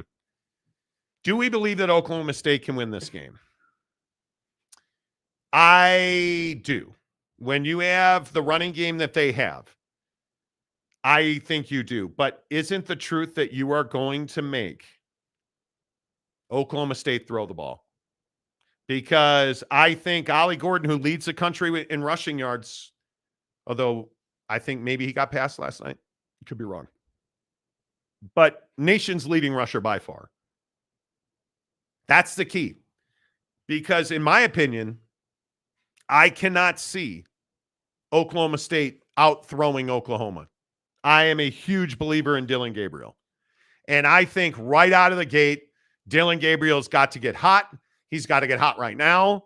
And if he gets going and if he has 150, 200 yards in the first half, Jake, I don't see any way Oklahoma State wins the game. Yeah, I think Oklahoma's biggest struggle against Kansas was they didn't tackle well. I mean, the missed tackles were plentiful. And if you're going to tackle that way against Ollie Gordon and Oklahoma State, you're going to lose this game. And so for that reason, I can't believe Brent Venables is going to roll in and be like, yeah, we're not going to work on tackling this week. I guarantee you they're working on tackling this week. I guarantee you they are working on a sound assignment sound football on the defensive side of the ball because they know what Ollie Gordon is capable of. And so you can't have Ollie Gordon out here running for 7 yards a carry against you, because if that's going to happen, you're going to lose. So And to me, it just beats you at Kansas. yeah, and I think your point about Dylan Gabriel, like Dylan Gabriel is going to be the least of your problems if you don't tackle against this team. That's right. And I think that while Oklahoma is, I guess, going to greener pastures in the SEC, I believe that they want to prove a point just the same way Texas does on the way out. And I think that Mike Gundy sitting here saying that this game doesn't mean as much as the Iowa State game and this isn't a big deal and everything like that is beyond me. And so for that reason, I would say Oklahoma is going to win this game, but I do think it's going to be a very close game. And I do think it has potential to be one of the best bedlams we've seen in some time. Now, I think one of the main matchups in Ollie Gordon versus that front seven, huge. Oklahoma State is the worst secondary in the Big 12. They've given up the most touchdowns in the Big 12. I believe it's 17. Dylan Gabriel, I am a huge believer. I'm a huge fan. Until the loss, I would have argued for him to be in the top 5 of the Heisman voting. I think he can get all of that back. This is one of the showcase games of the weekend. And I think when you look at Bedlam and knowing that this is a last year, I think that Dylan Gabriel and Oklahoma have to win this game. You are going to have to take advantage of your possessions because Oklahoma State's going to control the clock as they always do by running the football. I'm with you. I want to see Brent Venables bring his Oklahoma defense much improved against the run this week. Much better tackling. And the reason that their tackling was so poor is that they were a step behind the offense at Kansas last week. Every single possession. I want to see those adjustments. I want to see that growth and development that we did not see at Kansas. I want to see it in Stillwater. I want to see it in Bedlam. And I think you're going to see it. And I think one of the things that is so important is that you have to be able to, if you are Oklahoma State, you have to be able to convert on second down. Get yourself into a position where you are not in third and long, and Oklahoma State will win this game. And I think if you are Oklahoma State, if you're 4th and 1, if you're 3rd and 3, you're running the football because that's who you've become as an offense. Make Oklahoma show you that they can defeat that. And Jake, I think if Oklahoma State does that, they won't. I think Oklahoma State will win the game. Yeah, I would agree with that. And I think that, the other thing I look at for Oklahoma State is Alan Bowman and the kind of numbers that he's got right now. You look at this guy and you say, okay, 6'4", 209, big boy quarterback. But the thing that stands out to me if I'm Oklahoma is 8 touchdowns and 5 interceptions with a 59 QBR. So to me, that says, okay, hey, this guy obviously leans on Ollie Gordon, no question about it. Why wouldn't you? I'm not using that against him. Just saying it as a quarterback, you're going to lean on a guy like that. And what's surprising though about that is when you have a running game that way, you would think the interception to touchdown ratio would be a lot higher, meaning 10, 12, 15 touchdowns. You would think so. 2-3 interceptions, but it's 8-5. And so if I'm Oklahoma, I'm looking for opportunities. I'm looking to defensively get them behind the sticks a little bit. Let's play, as a defense, let's play 3rd and 8. Let's play 3rd and 9, 3rd and 7, somewhere in there. Obvious passing downs on 3rd down, obvious passing situation on 3rd down. And let's try to create a turnover in that way. And that's what I think this defense is going to try to do to Oklahoma State. Hey, we're going to have 4 down linemen, 3 linebackers rolling up to that line of scrimmage consistently. And we are going to be committed to forcing them to pass the football because we know if we do that, there's going to be opportunities. And so that's why I say all of this ultimately comes down to that run game for Oklahoma State, because if they're able to run, they will win the game. But somehow I don't think if I'm Oklahoma, I'm just going to let you run on me. And so for that reason, I'm taking Oklahoma in a close one. This to me feels like a 31-27 kind of game. Real close, back and forth, and ultimately Oklahoma wins it. Yeah, I think if you're Oklahoma, you're going to sell out to stop the run. And I think if they do that, I don't believe that Oklahoma State has the firepower outside to run with Oklahoma on defense. But if you sell out to stop the run, Ollie Gordon's likely to go for 200 yards on you. The magic number is 149. They are undefeated. I think it's 5-0 when they get 149 yards on the ground. And I think it is a must for Oklahoma. I think that you cannot give up 150 yards on the ground. I don't think they will. This very much feels like a very close game. And I got to tell you, I'm going to pick Oklahoma State to win. And I think it's 24-21. And I simply think it's so low scoring because I think Oklahoma State's going to control the clock. And I think one of the biggest questions is how sharp is Dylan Gabriel? Because if Dylan Gabriel is sharp and he comes out and he gets his underneath game going, they're going to take shots down the field. And if they take shots down the field, he is really good. He is really, really good. I could see them and this Sooner offense, I could see them putting up 400 yards, 450 yards in this game. I just am not convinced that they can stop Ollie Gordon from running the clock. I think I'll even bump up and say 27-24 Oklahoma State wins the game. All right. Yeah. I think 27-24 in a really close game. Where are you guys at on Bedlam? Elaine Tran says, hey, it's Bedlam. Yes, it is. Elaine Tran says OU 35, Oklahoma State 42. Jeez. Gary says 42-21 Oklahoma State. I just don't think you're going to have that many opportunities to score because they really tend to burn clock. Yeah, that means you'd have turnovers. The turnovers, or you would just be dominating up front and stopping the run, which nobody has done to Ollie Gordon, really. Nobody has done that. The Todd Father says, respectfully, I disagree. I think Dylan Gabriel has a game of his life, 400-plus yards in the air. If that happens, I think that's huge. It's huge. I'm a big, big believer in this Oklahoma team. Yeah. But I think Ollie Gordon is on a run like we have not seen recently in college football on the ground. We have not seen this kind of domination and the running game dominating in totality. Now, I also think, and Oklahoma State fans are not going to appreciate me saying this, but I also think Oklahoma State's run up against a couple of teams that just frankly aren't very good. Agreed. And I think that game, K-State, you guys remember the K-State game? I think we all remember the 3 interceptions that were absolutely horrendous from Will Howard. I think that game was not one that I would point to. But if we go back to like the KU game, Ollie Gordon ran for 168 yards and caught 116 more. And I think the question is Alan Bowman a 300-yard passer against Oklahoma tomorrow? Because that's how you dominate. Well, I think the question to that point, too, is will they need him to be a 300-yard passer? Because if they get the ground game going, see, I'm a big believer in games like this. If you like early on, let's say in the first quarter and a half, right? They get this run game going and they're able to control the clock. And let's say there's only 3 possessions in total in the first quarter. And they're just able to run that thing out. Mm-hmm. You know that this is going to be a lower scoring game, and Bowman has no business being a 300-yard passer.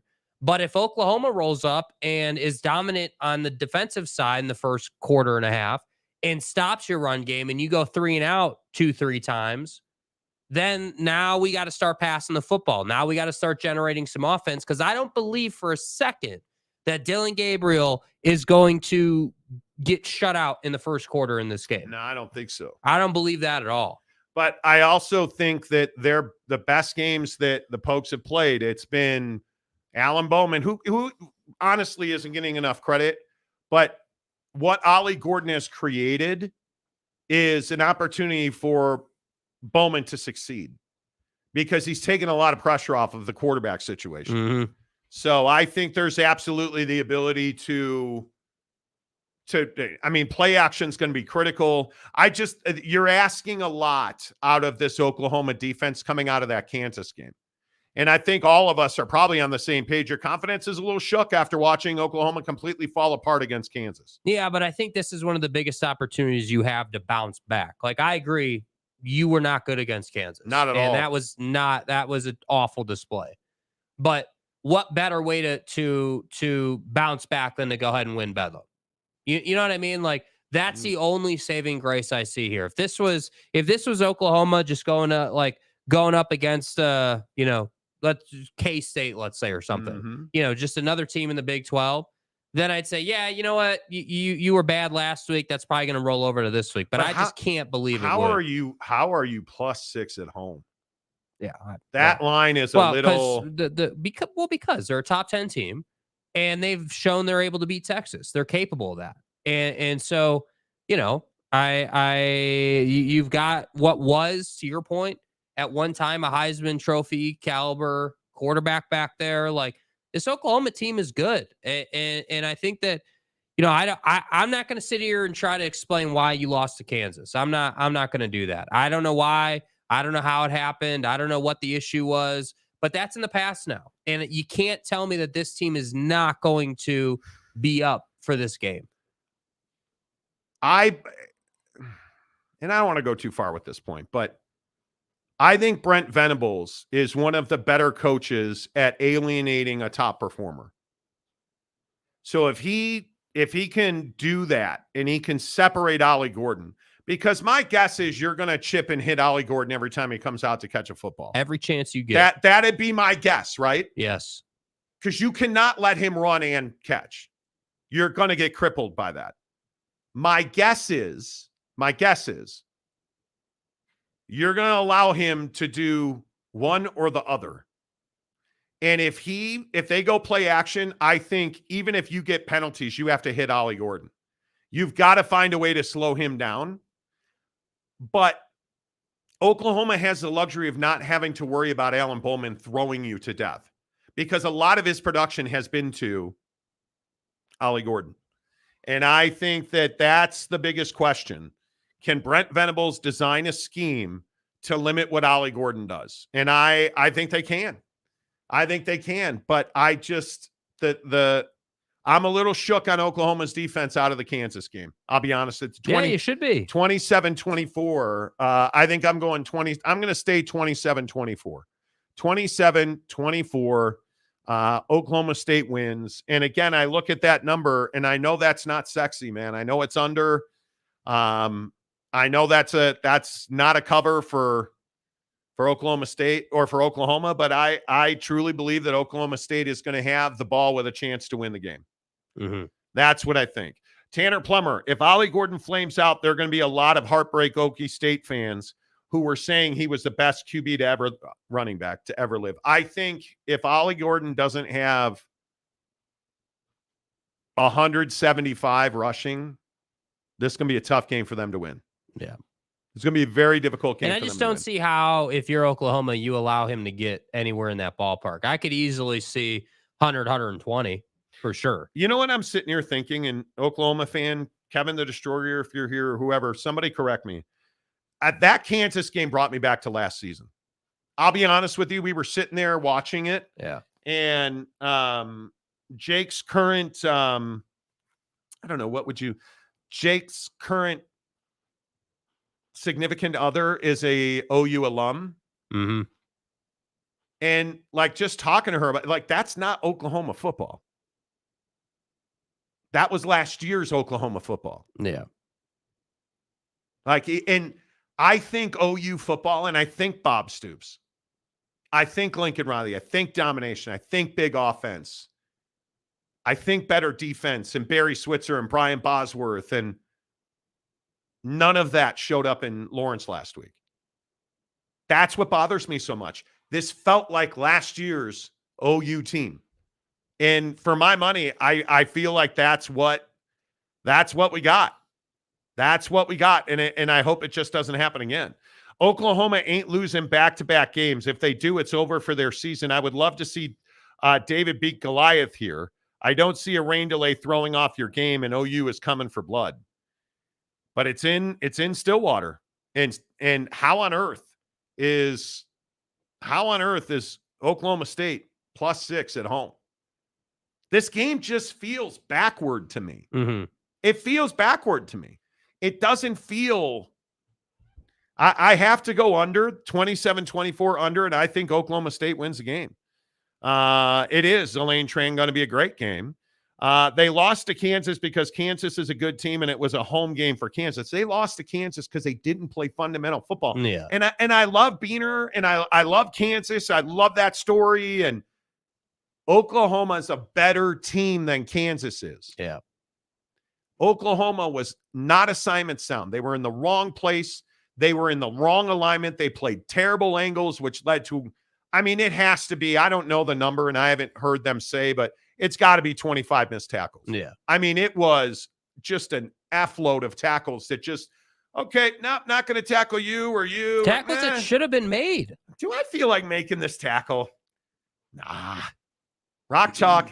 Right? Like That's what I'm saying, dude. This Oklahoma team, and I'm not an Oklahoma fan. I just think from an athletic perspective, from a competitor's perspective, dude, if you went out and lost yourself a game because you tackled horribly and used really bad technique doing it, that next week, you're coming out to annihilate whoever it is. And I'm not saying they're going to dominate this game, but I would be really, really surprised if they came out and lost this game because of what happened last week. So not only are you trying to bounce back from an awful performance defensively, but this is Bedlam, dude. This is like when your head coach rolls out, Bedlam. When your head coach and Brett Venables rolls out and is like, hey, it's Bedlam week with the media. That's the first thing he said to the media. Hey, it's Bedlam week. Dude, you know that they're here for it. And that's how I see it. The +6 at home for Oklahoma State, I can only think that's because it's OU. They've got a ton of talent. They beat Texas. Like there's some precedent. Okay, fine. What the real line should be here is Oklahoma State by 3. That they should be favored by 3, in my opinion, because it's at home. But the boys in Vegas set the lines for a reason. So, and I think the other thing you have to remember, Alan Bowman's not beating anybody on his own. No. And I think that Dylan Gabriel is. Well, he's the number 1 passer in the Big 12 for a reason. And I think if you look at just, I mean, completion percentage, I mean, you are arguably, Alan Bowman is 22nd in the Big 12 in completion percentage. That is not good. So if you're Oklahoma's defense, what are we going to do? Okay. And he's 7th in attempts per game. We're going to stack the box, and we're going to play man coverage across the board. And we're going to force you to beat us with your arm. Oof. And we're going to sit here, and we're going to say, hey, our athletes are better than your athletes. We believe that we will make the plays that we need to make. Force us to play zone. Yeah. Force us to play man over. Because until you do that, we're not doing that. Man, do you guys understand? Alan Bowman is 6th in completions. He is 4th in attempts. And my man is 22nd in completion percentage. Criminy. Like you've got to, and you got to make them throw the football. Like, yet their play action pass has been, and I'm not going to say it's been bad, but the difference between good and great play action passing is noticeable. Theirs has only been very mediocre. Right. My question is, can you get the tight ends involved, and can you throw the ball to Ollie Gordon against Oklahoma? Because I have a feeling there's going to be 9 men closer to the line of scrimmage than to the top of the defense. Yeah, I think your entire defense is inside of 20 yards the whole game if you're Oklahoma. And I would just shell it, right? Yeah. Like I'm not going all out. I'm not blitzing. I'm not doing any of that.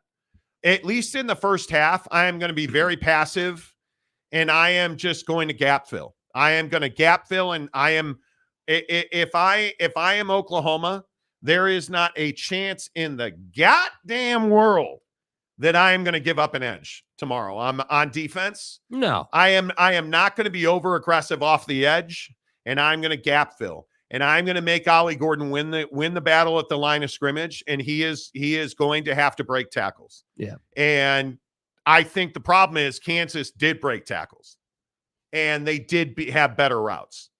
So it'll be interesting. We'll see. Let's see. James says Gabriel is a really good quarterback. Oklahoma State has to keep him off the field. If OSU can run and play action pass, OSU will win. They have to get the tight ends involved. Yeah, I think so. Hello, Billy. Slovis beat West Virginia last year. I'm good with him out. Yeah, I hate that. I hate that whole thing. Let's see. Who else is in on Bedlam? Gary Wolf, boss. Joey McGuire tried his best to give away the game, but Tech somehow won anyway. He really did. Going for it on 4th and 1. What they were on their 36. What are you doing? 4th and 1 on your own 36, and he went for it. Brutal. Let's see. All Ollie Gordon chats are super chats. Did I miss a super chat? I didn't miss a super chat. No, I didn't miss a super chat. What are you guys talking about? All right, 27-24. Let's move on because I want to get to LSU and Alabama. Damn right you do. God damn. Nick Saban is a better man than you are. This is the game of the day, in my opinion. This in Bedlam is the game of the day. Just right off the bat, how confident are you that LSU can score enough points to beat Alabama? Not confident at all. I think Nick Saban is prepared for this game. Not confident at all. I think Nick Saban understands what this game means for his program this year.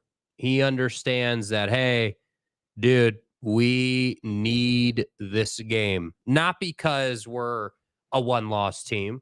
Not because everyone counted us out at the beginning of the year. Not because everyone hates on Jalen Milroe. But because if we win this game, we're going to go undefeated the rest of the year. And I don't give a damn who is playing for Auburn at the end of the year.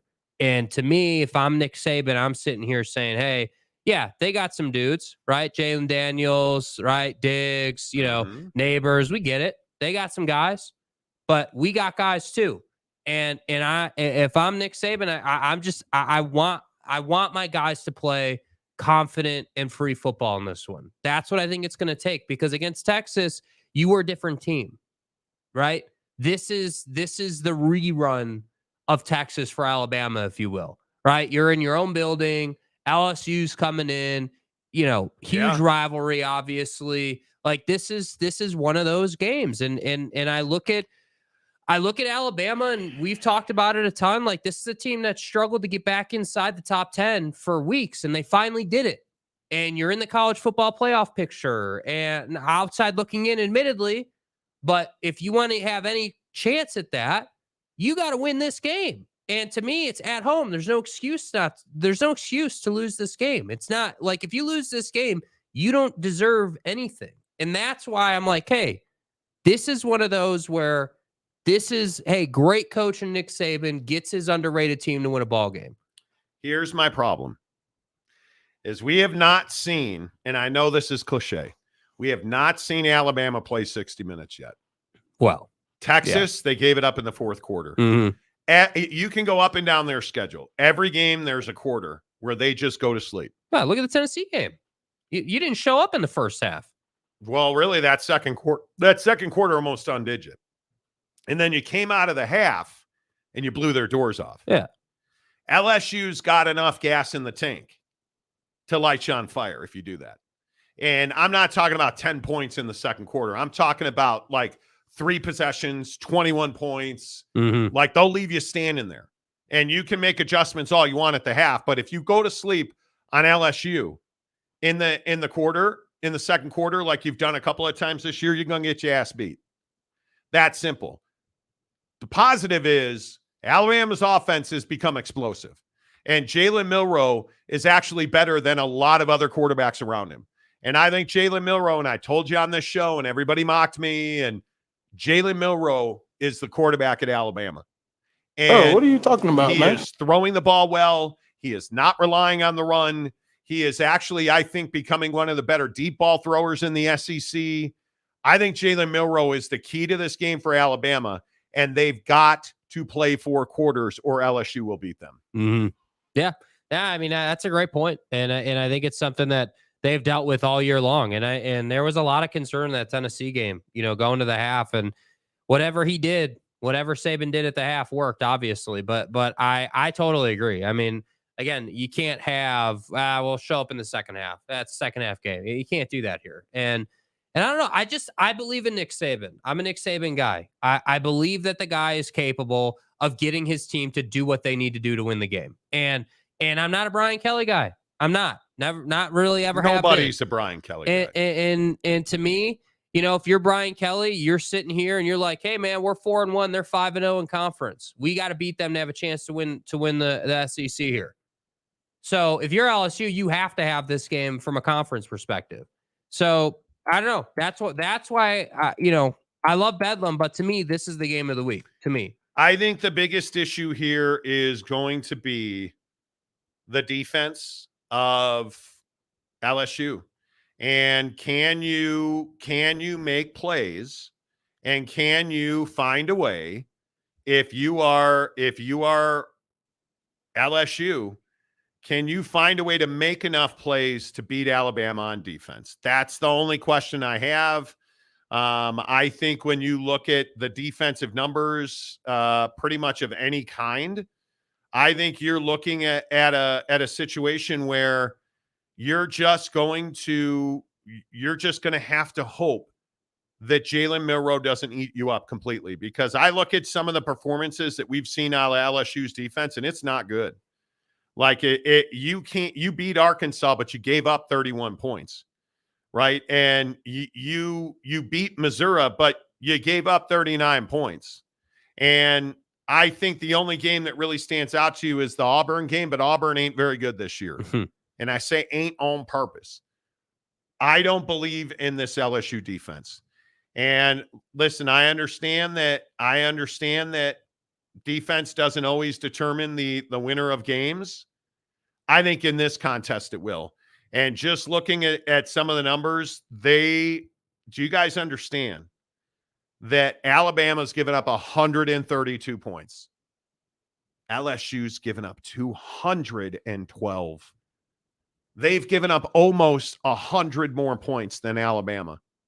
And the more terrifying part of that is they've scored 379 points, and Alabama's scored 245, and Alabama's 5-0, and they're 4-1. Mm-hmm.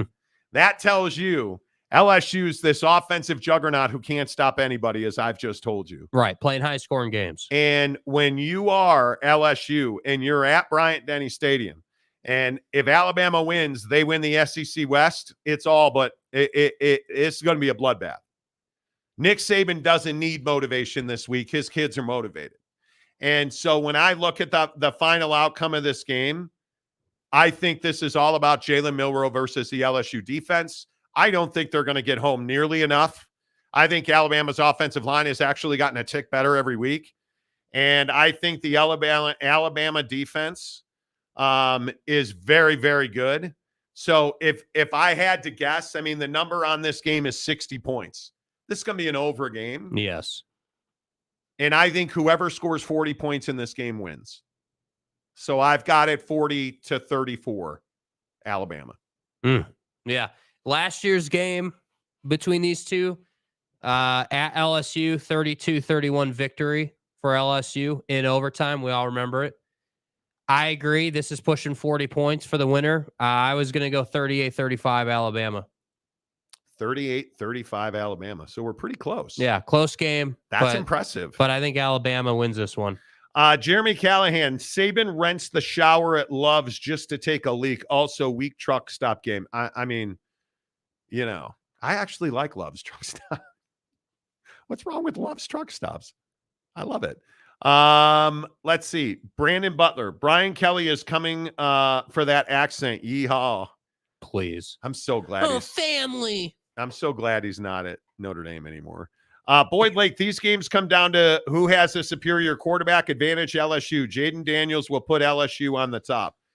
We'll see. He takes an enormous amount of beating. Dude, we all know that hit stick highlight from earlier this year. Come on now. Over and over and over again. And looking at their schedule, you look at the better matchups that they've had. Like, you look at that Lane Train game, and you start looking at the tackle for loss numbers, and they only had 4 tackles for loss and 3 sacks, but Ole Miss clocked 5 pass defended. So they hit him, they tackled him for loss, and they were able to defend his passing game. Mm-hmm. And that's Ole Miss's defense. And you start looking at Jalen Daniels on the whole, and you look at some of his game logs, and that Ole Miss game was probably one of the highlights of his season. But damn, dude, I even look at the Florida State game and the hit stick highlight you're talking about. Like, you look at Florida State and you start looking at their defense. Jesus, he got hit a lot in that game. And I think when you're taking that kind of beating, it's very easy to fold, and he didn't. I think he is just one of those guys that works really, really hard and is very, very mentally tough. But at some point, everybody breaks. A lot. Alabama is, I think, the best angle team in college football on defense. They run the best angles. I think that you will very rarely see Alabama over running plays. Mm-hmm. They're very rarely. Nick Saban is one of the elite coaches at teaching the level of aggression necessary for the moment. And I think that's going to play a huge part in this game because Daniels is in space a lot. He's not a kid that takes a snap, drops 7 steps, and lets the football go. He moves around a lot. He runs a lot. He opens himself up to getting hit a lot. And I think you got to take advantage of that. I mean, to your point, I don't doubt the kid's toughness, but I mean, there's no question. You gotta punish him when you get the chance. Yeah, we'll see. Jeremy Callahan. So basically, whoever loses a game technically gets curb stomped. Pretty much. Technically, don't start because we had a curb stomp argument on. OG Gary, 42-31 LSU win cover over for me.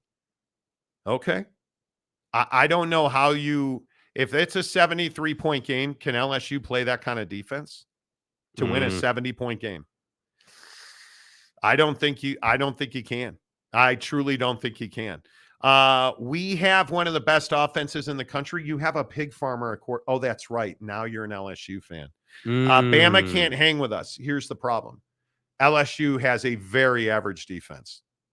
I mean, a very, very average defense. And I think when you start looking at the metrics on team defenses, and you start understanding the way that this conference is divvied up right now, LSU is 12th in team defense in the 14-team SEC. And you start looking at the fact they're giving up 60% completions. That is very telling, considering that's a really good number, and they still give up 26.5 points a game. Bro, Alabama gives up 16.5, right? Like 197 yards a game. LSU gives up 238.5. Yeah. Like they're giving up. Milroe's going to have his opportunities, dude. There's just no doubt. 156.5 yards on the ground. I mean, they're giving up. Their defense is not ideal. And you start looking at they're 12th in defense in the SEC. That is not good against an offense. And this LSU defense, as bad as they are, the problem is Alabama's offense is quite explosive these days. So we'll see. Mike Smith. Dan Wetzel announces that Michigan has fired Connor Stalions. Oh, is that right? Very interesting. Is that surprising? The University of Michigan has fired recruiting analyst Connor Stalions, a source tells Yahoo Sports, he was previously suspended with pay during the NCAA investigation into in-person scouting. Sign Steeler guy. Well, that's a big to-do. That's a big to-do. And I think one of the things we've talked about on this show, and we talked about it earlier today, if you're just tuning in here on the Monty Show presented by The Advocates, theadvocates.com. The best injury attorneys in the business are The Advocates, where you never pay unless and until they win your case. We told you earlier today that this weekend, Tony Petitti is going to meet with Big Ten presidents because Monday he is scheduled to have a call with the NCAA about the Michigan situation. I don't think it's any coincidence that we were hearing that there was going to be discipline handed down this weekend at Michigan, and then what do we get? Discipline. We get discipline. Yeah.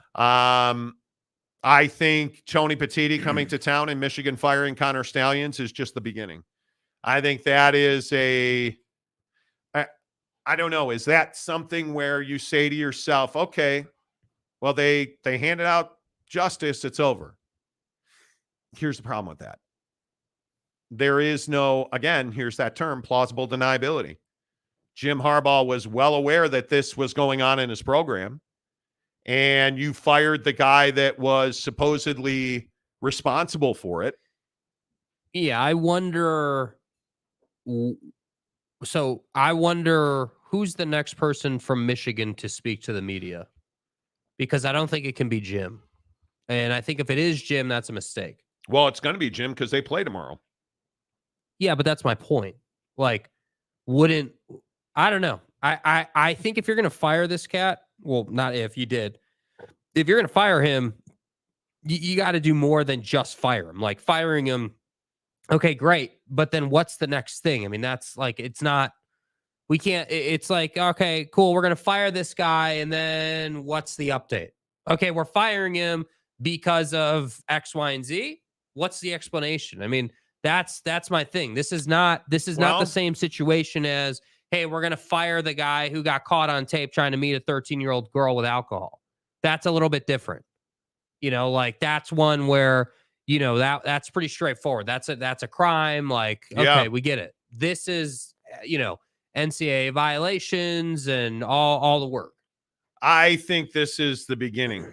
I think this is not the end. And I think it's very interesting that, just reading the tea leaves, I think we were talking to a source of ours yesterday about this. Mm-hmm. And I think we even said it on the show. Tony Petitti is coming to town, not of coincidence. No. And we could talk about lacrosse championships and all of that. He was there to make sure action was being taken, in my opinion. He met with the president at Michigan. From what I understand, there was a meeting that involved the president and the athletic director. Tony Petitti did not meet with Jim Harbaugh, from what I was told, or had no plans to, rather. I think this is the beginning. And this is the least of the moves. Now, there's something else that I think is very interesting. Does this mean that the NCAA or Michigan has finished your investigation? Because I would remind you that Connor Stalions was suspended pending the outcome of this investigation. So now that you fired him, here's the other problem. If this is because the investigation's done, now my guess is this meeting with Tony Petitti and the NCAA takes on more meaning. Yeah. Yeah. This is not the end, folks. No, I agree. This is the beginning. I think that, I don't know. It'll be really interesting to see where this goes. This has been my question the whole time for Tony Petitti going to Ann Arbor. Okay. He's going to come and he's going to meet with you guys, and you guys are basically going to hammer out what the best path forward is. So yeah, if you're going to fire somebody, that would indicate the investigation is over with. You have all the details. You have all the information. We're not wondering. There's no speculation. We know what happened. We know the circumstance. Now we've moved on to what we're going to do about it. And like you said, hey, there's a game tomorrow for Michigan. We're really going to let this guy on the sideline tomorrow? Come on. Yeah, I have a sneaking suspicion that your Jim Harbaugh is going to be viewed very differently standing in the maize and blue tomorrow. And I understand that you don't suspend Jim Harbaugh lightly. But now you fired his boy, who, by the way, as I mentioned earlier, Connor Stalions retained an attorney. What is the last thing Michigan wants Connor Stalions to do? Sue them. Because what happens when you sue people? Discovery. You really want to go through discovery with Connor Stalions? I think you're going to. Because my guess is Connor Stalions, if he sues, and I don't know that he will, if Connor Stalions sues, he's going to sue for wrongful termination and damage to reputation. And my guess is he's going to say that he was acting at the direction of Jim Harbaugh. Yeah. And my guess is he has text messages, emails, phone calls. If this guy, this is what should scare a Michigan fan.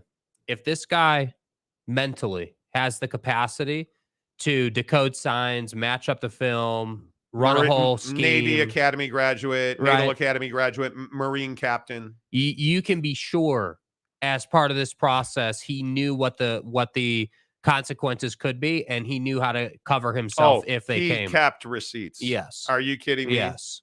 He kept receipts because you know what the one of the more damning pieces of evidence is he wasn't trying to hide. Yep. He used a publicly available with his name on it Venmo account. He wasn't trying to hide. He bought tickets in his own name. He was not trying to hide.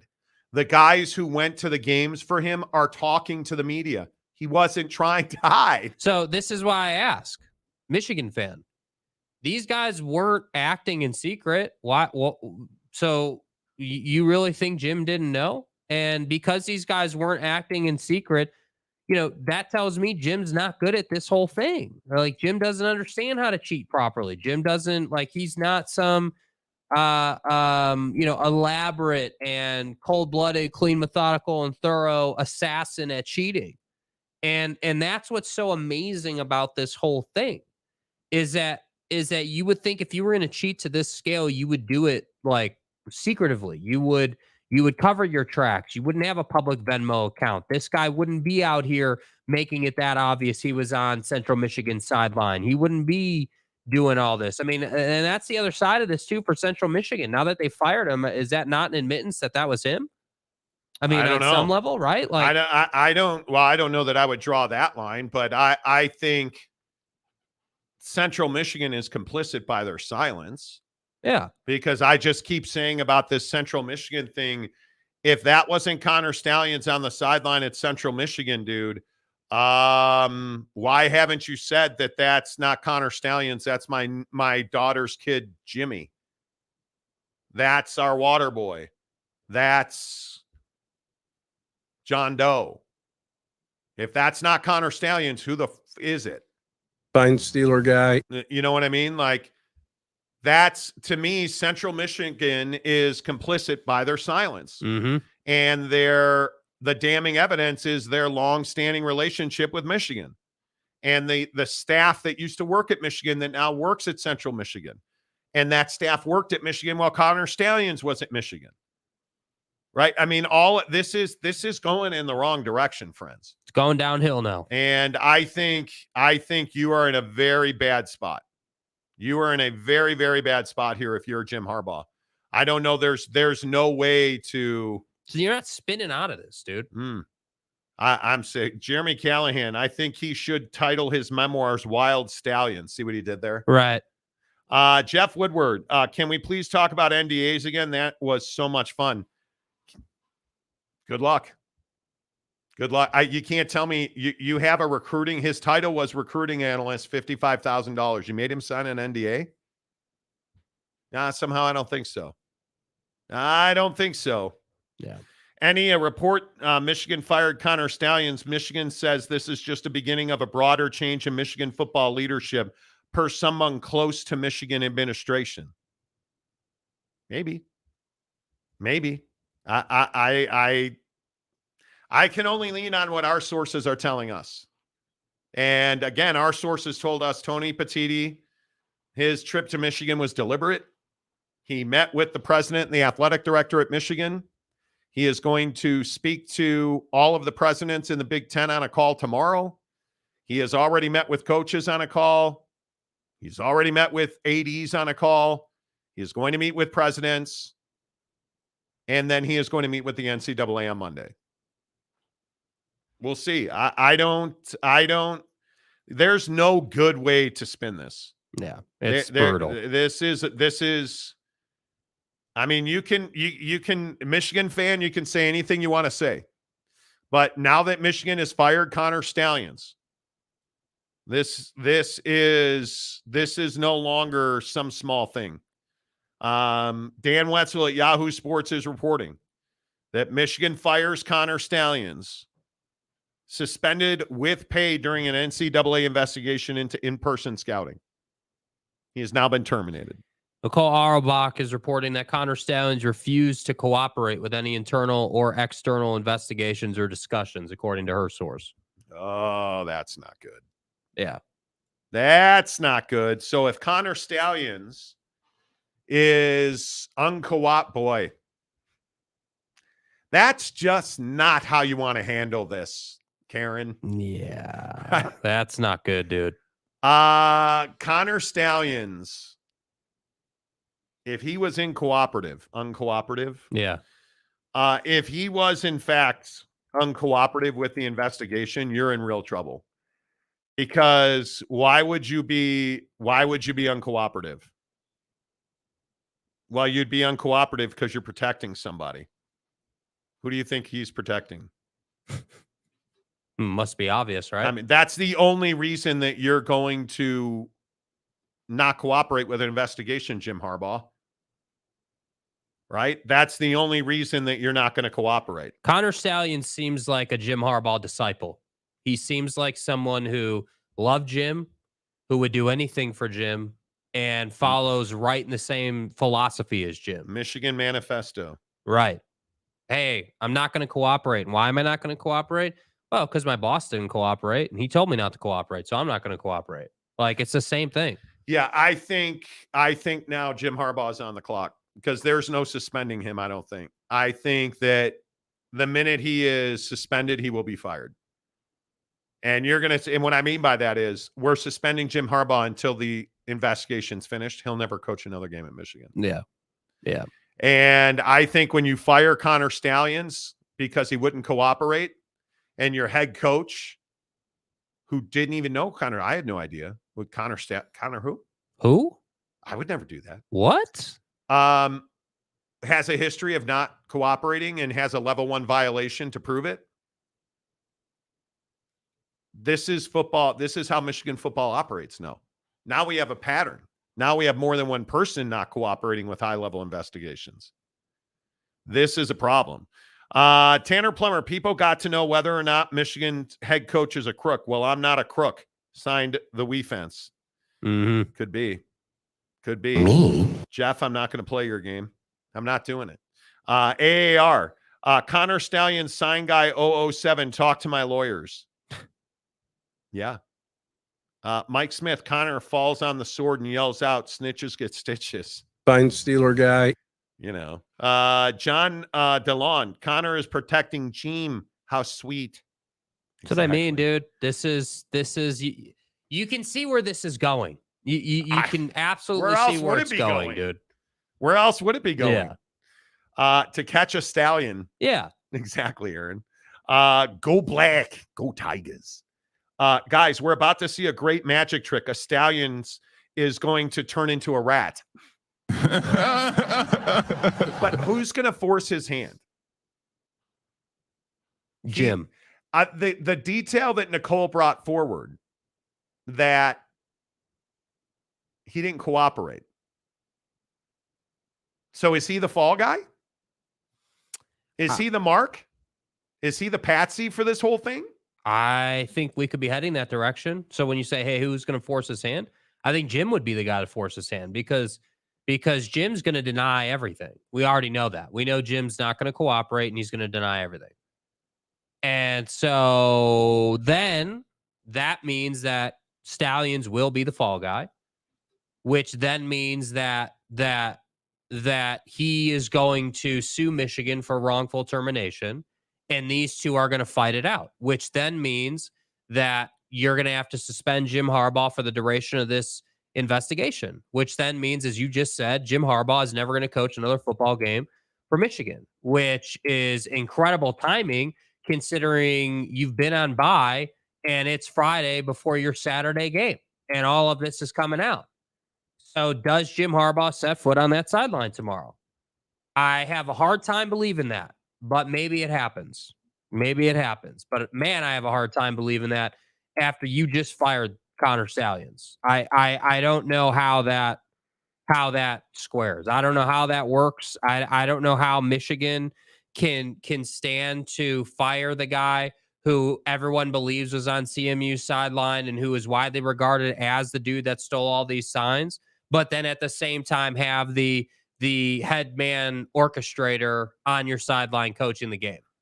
How are we doing that? And by the way, how is it that who the hell is Michigan playing? Who's Michigan got? Purdue. Boiler up. Yeah, I mean, if you're Purdue, how are you playing this game if Jim's on the sideline? Brandon Butler. We're about to see how loyal a hungry Stalions really is. Yeah, you know what I mean? Like that's what I don't understand. Like, oh, Brandon, I love you. This is classic mob movie type stuff, dude. Like, hey, you were running a scheme and you didn't, there's no way, I agree, there's no way you're having a $55,000 a year employee sign an NDA. That never happens. Can't imagine it would happen here. And you get caught, dude gets fired. You really telling me he's not coming after you to square things up? Come on now. That's rough. I think that's rough. That's why he was terminated, because he wouldn't cooperate. I think that's probably why he was terminated. I think you're exactly right. I mean, compliance and participation is, I can't remember the exact verbiage, but I know in all NCAA athletic contracts, yeah, there is language that essentially says it's a given you're going to cooperate with investigations. It's like a stipulation in your employment contract. And that's why it's a level 1 violation when you do not. And when you make $55,000 a year as a football analyst and you don't cooperate, you're going to get whacked. Yeah, and Adam Rittenberg, who's been all over this from ESPN, is saying that not cooperating, what that actually looks like is that Stalions did not attend a meeting with Michigan officials today, possibly on advice of his counsel. So he retained a lawyer yesterday, I believe it was. Yeah. So Jeff says Michigan had to fire him as an analyst before they could hire him as the head coach per his manifesto. That's a good point. Right. You know, LFG says innocent person would fully cooperate. They would not. What if it incriminates you? Do you watch Suits? Hello. No. No. Idiots. I don't believe that innocent people always cooperate. I think if you are a Harbaugh guy and you're innocent, are you going to cooperate, knowing it's going to probably be part of his downfall? If you are sign stealer guy, are you going to cooperate, knowing you're probably going to get fired anyway? Because that's what somebody just texted me. Why does he care? He was getting fired anyway. And think about who we're talking about, though. We're talking about an operative. You're talking about someone who understands the game they're playing, believes they can win and not get caught, and do it in an open, public fashion. That's who you're dealing with here. Don't forget that. So he's not going to cooperate. He's not going to help anybody. He's going to help himself. No. Boss Frog, who I think works in compliance.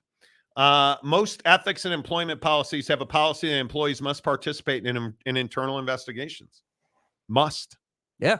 Gary Wolf, I'm not a crook. I'm not a crook. Said Richard Nixon and now Jim Harbaugh. Mike Smith playing the role of Ollie North in the Michigan play, Connor Stalions, a real life Marine captain. I'm going to say this again.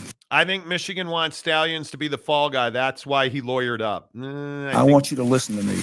I think My guess is they're looking for somebody internally to say, yeah, we did this and he knew about it. I think that's what they were hoping Connor Stalions would say. And he refused. And I think it makes a lot of sense to me that he is going to sue and that he did not want to incriminate himself. Because I'm also guessing that his lawyer has read through his employment agreement. That's why you write an employee handbook, right? Right. I mean, yeah, 100%. That's why I hire attorneys. And I would guess, I think that's a very good point. Jake, I think you or somebody said his lawyer probably advised him not to participate. Yeah. So, hey, you do you, man. You do you. Michael Jarrett, I can't wait to see that Team Up North's game the rest of the year. Pretty sure we will find out. Also, funny thing is Desmond will make excuses if that Team Up North, Michigan, loses because he knew too. Guaranteed. That is the joke. Watch. Everybody knew. Everybody knew. Boss Frog, yeah, I'm really questioning this report. He didn't cooperate. You are. I think it makes sense because he was getting whacked anyway. Does anybody really think what were they going to let him keep his 401k? It's his money anyway. Come on, man. I mean, he was getting whacked anyway. They were going to fire him. There's no doubt about that. So, 49er UCLA Wolverine. Harbaugh just 2-game suspension. Due process wins. This was all a witch hunt. Is that like official? Did I miss something? A 2-game suspension? How does that happen? I don't know that. Yeah, I don't know that. Is that a 2-game suspension? Is probably not doing this. This was all just a witch hunt. Michigan will kick Penn State and OSU's ass this year. Yeah, I don't know about that. You probably are you referring to the unsportsmanlike policy at the Big Ten? Because Tony Petitti isn't following that policy. I don't know how many people have noticed that. There's a policy in the Big Ten bylaws that says Tony Petitti has the right to use the unsportsmanlike conduct policy to suspend somebody, and most people think this is a slap on the wrist. But he doesn't have to go and ask anybody's opinion to do that. No. And Tony Petitti is taking part in a barnstorming tour, essentially. He's talking to all the coaches, all the athletic directors, all the presidents tomorrow. Met with Michigan administration, president and AD today. Was there when they fired Connor Stalions, and now is meeting with the NCAA on Monday. You think he's doing that for a 2-game suspension? Really? No, I'm being serious. I don't think that's the case. I don't think that's the case at all. Aaron Wilson, shout out to my dad who passed 1 year ago today. He would have loved this show. Thank you for the comfort and community over the last year. You're welcome. Thanks for being here, man. John DeLon. So Connor was walking the Michigan sidelines with 200 pages of printed paper, consulting with both coordinators for 2.5 years, and Gene was clueless. Yeah, right. That's what I'm saying. He knew. Brandon Butler for $5. We are about to find out how loyal a Hungry Stallions is. Yes, I read that one. My bad. This is how the Watergate scandal played out. Multiple White House officials fell on the sword for Nixon. Now Stalions is doing the same for the Wii fence. I don't know about that, dude. I'm not buying that. I don't necessarily believe he's falling on a sword. He was never getting his job back. If you're Connor, put yourself in Connor Stalions' shoes. Well, guys. I mean, I'm still getting paid, so there's a chance. You think I get next year's Jordan gear? I don't think he was thinking, but he was not. He knew he wasn't getting his job back. If he thought he was getting his job back, that guy is a jag. Like, are you kidding me? Yeah, and we also have to presume that, again, a guy of this caliber, right? This mental capacity, this ability, he's able to forecast and look forward. He knows what's coming. He knows he was going to get fired. He knows, he knew that suspension was going to happen. You know that. And so you can't tell me this whole time he wasn't getting a lawyer ready. Just because it got announced today doesn't mean that he hadn't had that lined up for however long now. He knew, bro. He knew. I think it is the national reaction to this is hysterical. Like, it's so funny to me that Colin Cowherd is quoted and Fox is spitting this out everywhere. The demand for a rush to punishment for Michigan is about one thing: fear. Fear of what? No, you know what it's about? People's fucking legacies. Yeah. That's what this is about. This idea that there is no victim here is absolutely ridiculous. And we got to stop with that. Do you really think there's no victim here? Are you kidding me? I don't understand this defensive. Well, who really? They're just scared of Michigan. Michigan's going to kick their ass. Well, if you knew every sign and you knew where to be and when to be there on the football field, you think you wouldn't win every game too? What? Like, are you kidding me right now? Are you kidding me right now? Yeah, people really believe that. That's absolutely ridiculous. That's ridiculous. CJ Stroud, anybody on any team that they stole signs from is a victim here. He cost CJ Stroud money. There's no question about that. There's just no question about that. Sorry, man. I'm not doing this thing where it's like, oh, there was no victim here. There were hundreds, if not thousands. I mean, it's remarkable to me that you have the volume of leaks that have come out of Michigan that have fed the narrative on this, and you still think it's because people are scared of Michigan football. No, nobody's scared of Michigan football. You know what was driving? You know who was scared, Colin? Jim Harbaugh was scared of getting fired because he wasn't winning games. He had 0 wins of consequence 3 years ago. 0. They were sputtering. There were talk about him not keeping his job. And then all of a sudden, man, out of nowhere, he beats Ohio State 2 years in a row, including at the shoe. Holy cow. He's figured it out. This guy's amazing. You really think that's what happened? There was nobody's scared of Michigan. They're fed up with Michigan. They're fed up with Michigan. Like, come on. Totally agree, man. Come on. This is wild to me. It's wild that people think this is about fear. This is not about fear. No, because Michigan hasn't done anything to, instill fear. I mean, Michigan hasn't beaten Georgia. Like, that's why there's fear. That's why schools fear Georgia and Alabama most years, because those two are unstoppable. Those two, you're not doing anything about it.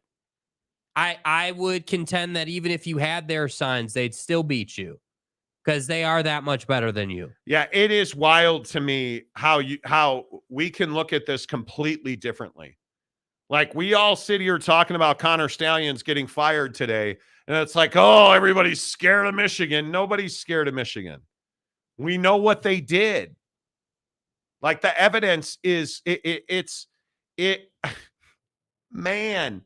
I know he plays him this week, but I agree 100% with what Ryan Walter said. It's not alleged anymore. It's unfortunate, and what's crazy is there aren't allegations. Like, it happened. You know what I mean? And there's video evidence. There's ticket purchases and sales that you can track back, and we know for a fact that they were at a number of our games, and so we've had to teach our guys a new language in terms of some signals, and we will operate differently offensively. Like, you might see us in a huddle, for the first time this season.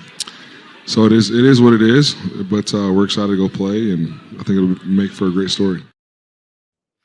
Laura Weiss makes a great point too. One does shady and desperate things when they're at risk of being fired. Yes, totally agree. Fact. Absolutely, totally agree.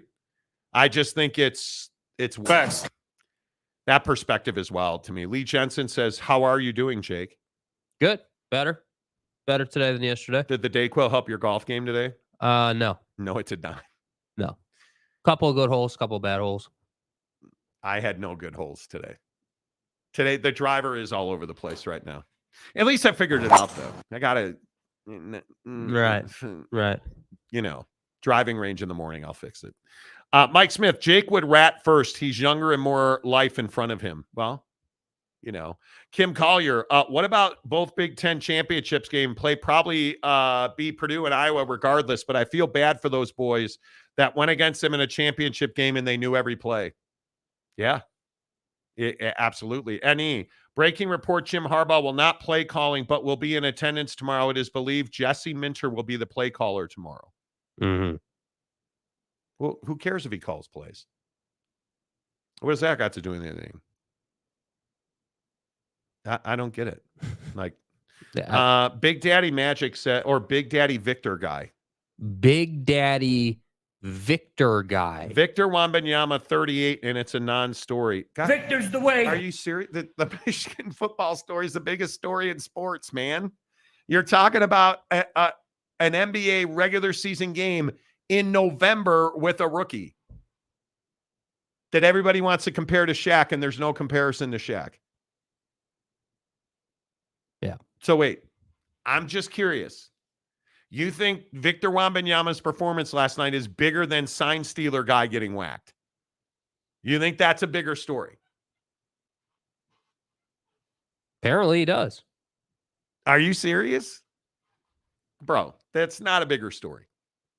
And listen, he's on the docket. I mean, Victor's the way is on the docket. It is on the It's docket. show And we've sheet been today. trying to get the NBA, but this story just keeps eating. I mean, there's not much that I can. It's the wild thing is it's never good enough. No. It's never like I got this dude on Twitter now, like all pissed off. Damian Fowler, who I didn't even know commented on our show. Do you have a problem with me, Monty? You haven't read my comments in over a week, and I'm a member. I haven't seen your comment. We got 5,000 comments yesterday. We've got 4,100 comments on the show today on a Friday, easily our slowest day of the week. Yeah. 4,000 comments, and that was 45 minutes ago. Maybe it's just that Friday thing where everybody's Maybe pissed it off. is. I don't know, dude. I don't know.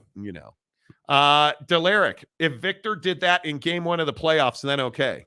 Yeah. Jack Ciulia. JC. Hi, JC. Good to see you. Breaking news, pro basketball player scores points. It's a little more than that. Well it's said. a little more than that. Let's see. Shonsky. Okay. I would never let my boy go to Michigan. Amen. And if he was there, I would be telling him to hit the portal.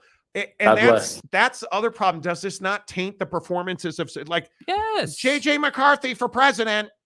Like, does this not taint his performance? Yeah, that's Not the great, end of the but 4 more years campaign for Buddy. Like, come on, dude. I mean, at some point, there's got to be serious ramifications here. Yeah. JC also says Wemby ain't dunking on Ollie Gordon. Victor Wembanyama had a very good performance last night. Very good performance. There's no spinning that. Mhm. He single-handedly won him that game. And I'm happy for him. I'm thrilled. And all I say is it's November. Let's keep seeing it. By the way, we're officially underway in the NBA in-season tournament. And the floor in Milwaukee is putrid. Dude, it is dreadful. Dreadful. Putrid. Lee Jensen, VW supporters, quote, VW was way better defense than Michigan. Victor's the way. Damn. Exactly right. It's a wee fence. Exactly right. Gumby, hashtag Red Ass Friday. Yeah. Red ass every day. Gumby. And that's so true. Michigan fan has been a red ass every last week it was Oregon State fan. Dude. Last week it was Oregon State fan. This week it's Michigan fan. Every day. Johnny Gonzalez. What's up, Gonzalez? VW makes better cars than Volkswagen. I've heard that. Well, I've heard that. Who the fuck is that guy? Never seen him in the comments before. Oh, dude. Big Daddy Magic is the official Monty Show ambassador. Who the fuck is that guy? Not only is he amazing, he has the hottest chicks on the planet, and he's a real life paparazzi. That's what he does. he actually is. I'm not even kidding. He's a real life paparazzi. So That's my guy. William Bailey. Fun fact. Oh, boy. 89.74% of Michigan graduates live in a mobile home park. Oh, I didn't know that. Man, that's really great. Thank you. Wow. Laura Weiss, I love my VW. I'm guessing you have a Victor Wembanyama jersey. I could be wrong. I could be wrong. Victor's the way. Ohio State will be without both starting safeties as they did not travel with the team. Ooh, that's not good. They probably were caught. No, not doing it. No comment. I find this so repetitive with all due respect, but I guess it's big news over there. It is the news over here. It is the... But I am a massive basketball fan, both in stature and in physical weight. I love the NBA. And I think as the season goes on, we're going to, every day this week, we have had big NBA stories on yesterday, Ken LeBron played 40 minutes. Today, Victor Wembanyama, is this a breakout game? Is he actually having a better rookie season than Shaq did? Because one of the idiots on Fox said that, which I think is ridiculous. But this college football on November 3rd, with Michigan potentially losing their head coach, yeah, I'm going to say that's a bigger story than Victor's performance last night. Yeah, like, Michigan's a premier brand in college football. Yeah, I'm not trying to even be argumentative about it. And Salty, you know I love my NBA, but I mean, it is inarguable that football in the United States is just massive. Yeah, it is. Mike Smith, it sucks in the U.S. with media cycles, Salty. They wear the hell out of something, then move yet to another big story and wear the hell out of it. That's the way the world works. On YouTube, that's exactly how the world works. There is no bigger story in college football on ESPN or on YouTube than Jim Harbaugh in Michigan. There's no bigger story. Jeff Woodworth, Salty, is there an Aussie rules football scandal right now? I don't know. Harry Austin, well, the Pacers court is bright. They're terrible. Some of these courts are. I just don't know what we're doing, dude. Because it's garbage. Yeah, I don't know what they're doing. All right. Should we talk some Victor? Yeah, I mean, if you want to. All right. Our NBA talk on this show is presented by our good friends at TryDayTrading.com. TryDayTrading.com. 30-day trial membership for just $10. It's just $10, dude, to show you the rest of your life. If I said to you, for $10, that's a tax write-off because they give it to charity, you get a 30-day trial membership, all of their software, all of their coaching, processes, algorithms, indicators, you name it, you get it in the first 30 days, and you are trading like right now. Not in week 4, in day 1, you are trading at Tri-Day Trading. Why haven't you done it yet? I've heard so many people say, I'll start the first of the month. There is no first of the month. Start the rest of your life today. When you make excuses, you can't make progress, right? You can either make excuses or you can make progress. You can't do both together. Stop making excuses and start living your life, my friends, at TryDayTrading.com/Monty. Sign up for their $10 30-day trial membership. Make sure you tell them you heard about it on the Monty Show. Is, in fact, Victor Wembanyama, is this a breakout performance? I don't think there's any doubt about that. Absolutely. But I thought it was very interesting that the guys on Fox were trying to make the argument that Victor Wembanyama's in his first 5 games, he and Shaq are the only ones to score 100 points. Mm-hmm. And they're like, oh, he's better than Shaq was. Now, we tend to do this in sports. Oh, he's better than Shaq Absolutely. was. Absolutely. Everybody's laughed that out of the gym at this point, because I think most people agree that Shaq is the most dominant player in the history of the NBA. And Shaq didn't shoot threes. He dunked on people for 100 points. Yeah. But I don't think we need to compare this kid to anybody. This is the conversation we sort of had yesterday. Yeah. About Kevin Durant versus Victor Wembanyama. And I think that, well, I wouldn't go as far as to say he held his own against Kevin Durant. I think he was able to prove that he knows how to move away from the basketball. I think that's Victor Wembanyama's best skill. He's been an inconsistent three-point shooter, but he's done very well running the floor, and he's done very well not allowing Kevin Durant to box him out. I think he's done very well. I think Victor Wembanyama has he met expectations? I think he's had one special game last night. Yeah. He's had some pretty average moments the other games. Yeah, I think the thing for Victor is the expectations were just so damn high. Yes. And I think that, he had a hell of a night last night. No doubt about it. I think that if you're a Victor fan, you're going to sing his song until you die. I think he's one of those guys that, you're either a huge Victor guy or you're not. And I view Victor as certainly generational talent, but at the same time, somebody that I think carries massive injury risk. I do think he'll have an ACL tear in his career. I'm not rooting for that, but I do think that's going to happen just because of the way he's built and the way he plays the game and just how physical the NBA is. Like, I think it's inevitable. And I think that, Victor Wembanyama is somebody who will grow into the NBA game. And I'm sure, I have no doubt, he will be a 25-10 guy every night for the majority of his career. I think what you're seeing is the typical rookie star. Hey, I'm going to put up 38 and 10 and be the reason that we beat the Suns. Hey, I'm going to put up 11 and 5 and be the reasons we got boat raced by the Clippers. Yes. I'm going to put up 15 and 5 and we're going to lose to Dallas. But I'll put up 21 and 12 and we're going to beat Houston. When he comes to this level where, hey, he truly is averaging 20 points, which he is right now. Hey, I'm truly averaging 20 points. But will he ever average 15 rebounds a game? Because he does not want to play below the 3-point stripe. I think those are the areas of maturity for Victor. I don't think anybody has questioned his talent.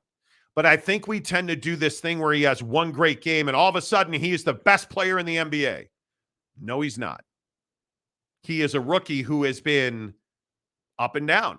Now, the high was really high, right? But I would also remind you he's playing a Phoenix team without Booker and Beal back-to-back, and he had one okay game, and he had one stellar game.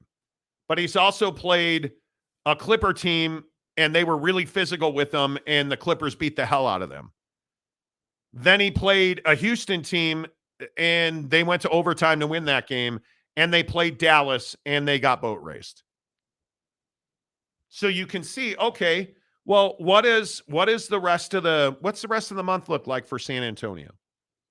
If we just project forward, is this competition getting better or worse? Well, now he's got to go to the Eastern Conference because it's home for Toronto, at Indiana, at New York, Minnesota, Miami, at Oklahoma City, Sacramento, Memphis, back-to-back against the Clippers, Golden State, Denver on the road. Like, it's going to get substantially more difficult. Mm-hmm. Does he raise his level of play? I'm sure he will.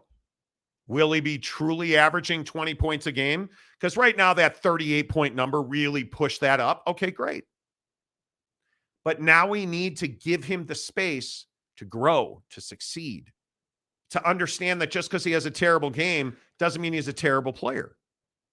What we can't do is, this guy's the golden child. This guy's the golden. He's not LeBron. He's not Shaq. He's not.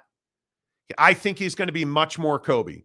The struggles that Kobe had coming out of the gate, the air balls in the playoffs. Like, my biggest concern for Victor Wembanyama is his contributions will not decide whether his team loses or wins. I would agree with that. That's my biggest concern for him. He's going to contribute at a high level, but that won't be the thing that decides if you win or lose. And that's a really tough place to be when you're supposed to be LeBron or Kobe or Shaq, because that's the thing. And the stats are very clear, like with LeBron.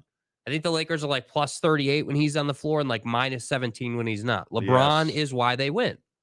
And that's, if Victor can become that guy for the Spurs, great.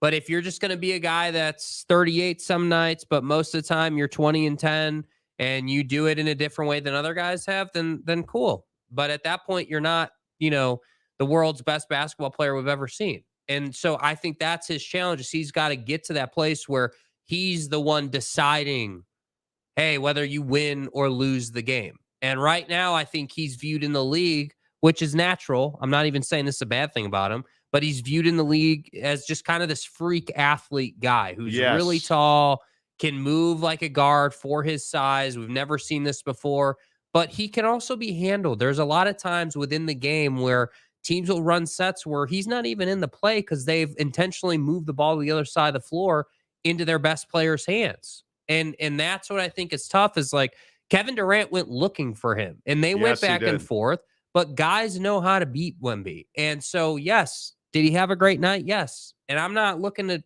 put him down. No. But I think that these 38-point performances get Victor Wembanyama supporters way up.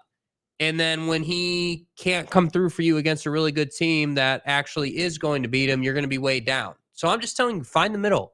Let the kid fail. Let him succeed. He's a rookie. That's what they do. That's what they do. I mean, I would say the same thing about any other rookie. Scoot, Chet, the Thompson twins. Like, dude, they're all going to have their struggles. And I think Victor deserves that same opportunity. Yeah. I think Asur Thompson is a very good example of that. Yeah. Because he is balling his ass off. And no one's going to talk about it. No one's going to talk about it, but he is. Yeah, Mike Smith. Let Victor be Victor. He's a talented young man and a good player, but they do not need to crown him this early and put so much on the young man's shoulder. I totally agree. By the way, but that's what we do. I do think he can be that guy. I think he has that within him. But he's going to have to grow his body. He's going to have to become stronger. And he's going to have to set his pride to the side and learn how to play within the system and be the guy that makes the system go. How long can he play on the perimeter? Yeah. Because Kevin Durant got after him. Like when you have long arms and legs like that, and I think Kevin Durant shut a lot of people up with Victor's the new Kevin Durant. Yeah, not so much. Because Kevin owned him. Yeah. And granted, Victor got his revenge with the putback dunk because Kevin didn't defend him. Mm-hmm. But I think you look at Victor, I agree. You just need to give him some room. The eye patch, they play physical in the NBA these days. That made me laugh. Dude, did you see the Clippers hit him? The Clippers bumped him every chance they got, and it drove him crazy because he's not used to that. He's not used to that. And I think you're going to see a good bit of that because the question's going to be like, even with the Clippers, it's really interesting. What do you start James Harden? I think you have to. But Russell Westbrook has been really good. Is anybody paying attention to Paul George? Because I'll say it again, the guy's having an MVP caliber season. Yep. He is, in my opinion, still the best pure shooter in the NBA. And he is getting look after look because Russ is setting him up. Do you really want to disturb that right now? And you've got, Mr. Claw-faced dude, Kawhi Leonard, saying, hey, I want to play all 82 games this year. Hey, Claw. Talking about his load. He wants to play 82. Dude, that's going to be a very interesting situation. They're going to start James with those guys. I mean. Yeah. Harry Austin, everyone wishes they are Ollie Gordon. I know I do. The Todd father, no superstar ever nails it in the first year. No.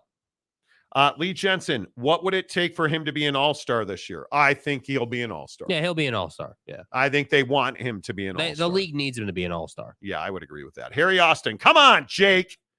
LeBron, MJ, Kobe all had struggles, so stop comparing him to those GOATs. I'm not the one doing that. I don't think I was really lucky. I was in the right place at the right time. I saw LeBron's first game ever.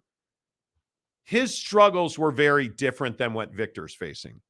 Victor doesn't have an NBA body. That's going to be his biggest problem. And he doesn't want to, I think Victor likes to shoot the three a lot. And I think he needs to, frankly, his biggest attribute is the kid can really run the floor. Yeah. And he really, you know what else he does? He catches the ball really well. As crazy as that sounds, he's got to learn to dominate the half court. He's got to. The Todd father, it's so many games. Let's temper our expectations. He's going to struggle. Yeah. Let him be up and down. Let him be up and down. John DeLon, I can't watch the NBA these days. It's like watching junior high girls play basketball. I love it. I love every bounce of it.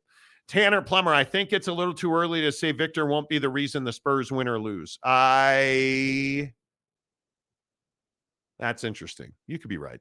Brandon Butler, remember Yao Ming and all the hype? Same deal. Exact same deal. And then he got hurt all the time. Thompson twins were okay in the 80s. Yes, they were. Oh, man. Shaq talking about young Yao Ming was interesting. It's a decent comparison, except Victor doesn't want to be physical and doesn't want to play center. Yeah, and the difference is Victor's way more skilled than Yao Ming was. And Victor wants to play the 3. How are you going to guard Book? How are you going to guard Beal? How are you going to guard the Draymond Greens of the world? How are you going to guard think about your garden variety 3 in this league. He is a 4, and like we're watching the Knick game. How does he do against Julius Randle? How does he do against that? Because that's who he's wanting to play the 4. He's going to have to play a hybrid. I think he is going to have to learn how to take a beating. Yeah. Because it's really tough in this league when you have guys like Jay Crowder playing the 3. Like, Jesus, what do you do with Jay Crowder? And Jay Crowder and Bobby Portis playing the 3-4 combo in Milwaukee. I mean, those guys are all knees and elbows. Mm-hmm. I think those are the matchups that he's going to have to figure out. Getting Victor in foul trouble will not be difficult. No, and he's already faced that. Yeah, I mean, you need to understand that. There are pros and cons to every body shape, and the con for Victor is that it's easy to commit fouls when your arms are that long. Yeah, I agree with that. I agree. Expedition Greg, I'm tired of Michigan fans and Michigan podcasts blaming Ohio State for their problems. It's all Ohio State's fault. Yeah, just ask them. They'll tell you. When are you going to learn that? Yeah. You Expedition Greg, you know this. It's all their fault. DeLon, could Ollie Gordon guard Victor? I don't believe he can. Although Ollie Gordon can guard everybody. He guarded your mom. Right. Jeff Woodworth, Ollie Gordon will throw an 80-yard touchdown bomb this weekend to Ollie Gordon. And it's going to be a perfect spiral. Can you do something for me? Gonzalez, Ollie Gordon might hold the cure for cancer, not like that Iowa offense killing all those kids in that hospital up there. What are you doing? Oh, Ollie Gordon. Yeah. I do love it. Yeah. Get in the description below, you guys. Make sure you check out our good friends at BuckedUp. BuckedUp.com, the official energy drink of the Monty Show. I love me some Miami. You know what I love about BuckedUp? You guys, they offer a variety pack now. So if you have not had BuckedUp Energy, get to BuckedUp.com and just search for the variety pack. And you can try all the different flavors. You can go to Walmart.com. If you're in Utah, go to any of their BuckedUp stores from St. George all the way up to Salt Lake City. I personally shop at the South Jordan store on a pretty regular basis, but Farmington Station, you name it, they've got the hookup at BuckedUp.com. Use the promo code Monty to save 20% off your purchase at BuckedUp.com. And don't forget free samples of Buckshot, the greatness of Buckshot. Yeah. Right here. Get 6 free Buckshot in the description below. Jake, I hope you feel better. I'll be fine. Jakey 3 holes is at least you're not coughing all over the place like Doc Holliday and his tuberculosis thing. Yeah, tuberculosis 2 holes. I mean, your miracle recovery from tuberculosis yesterday. Man, it's been incredible, Quite proud of you. Yeah, thank you. Really average job today, as always. Yeah. Okay. I just thought, I'm going to leave. All right. Say goodbye, Jake. Goodbye, Jake.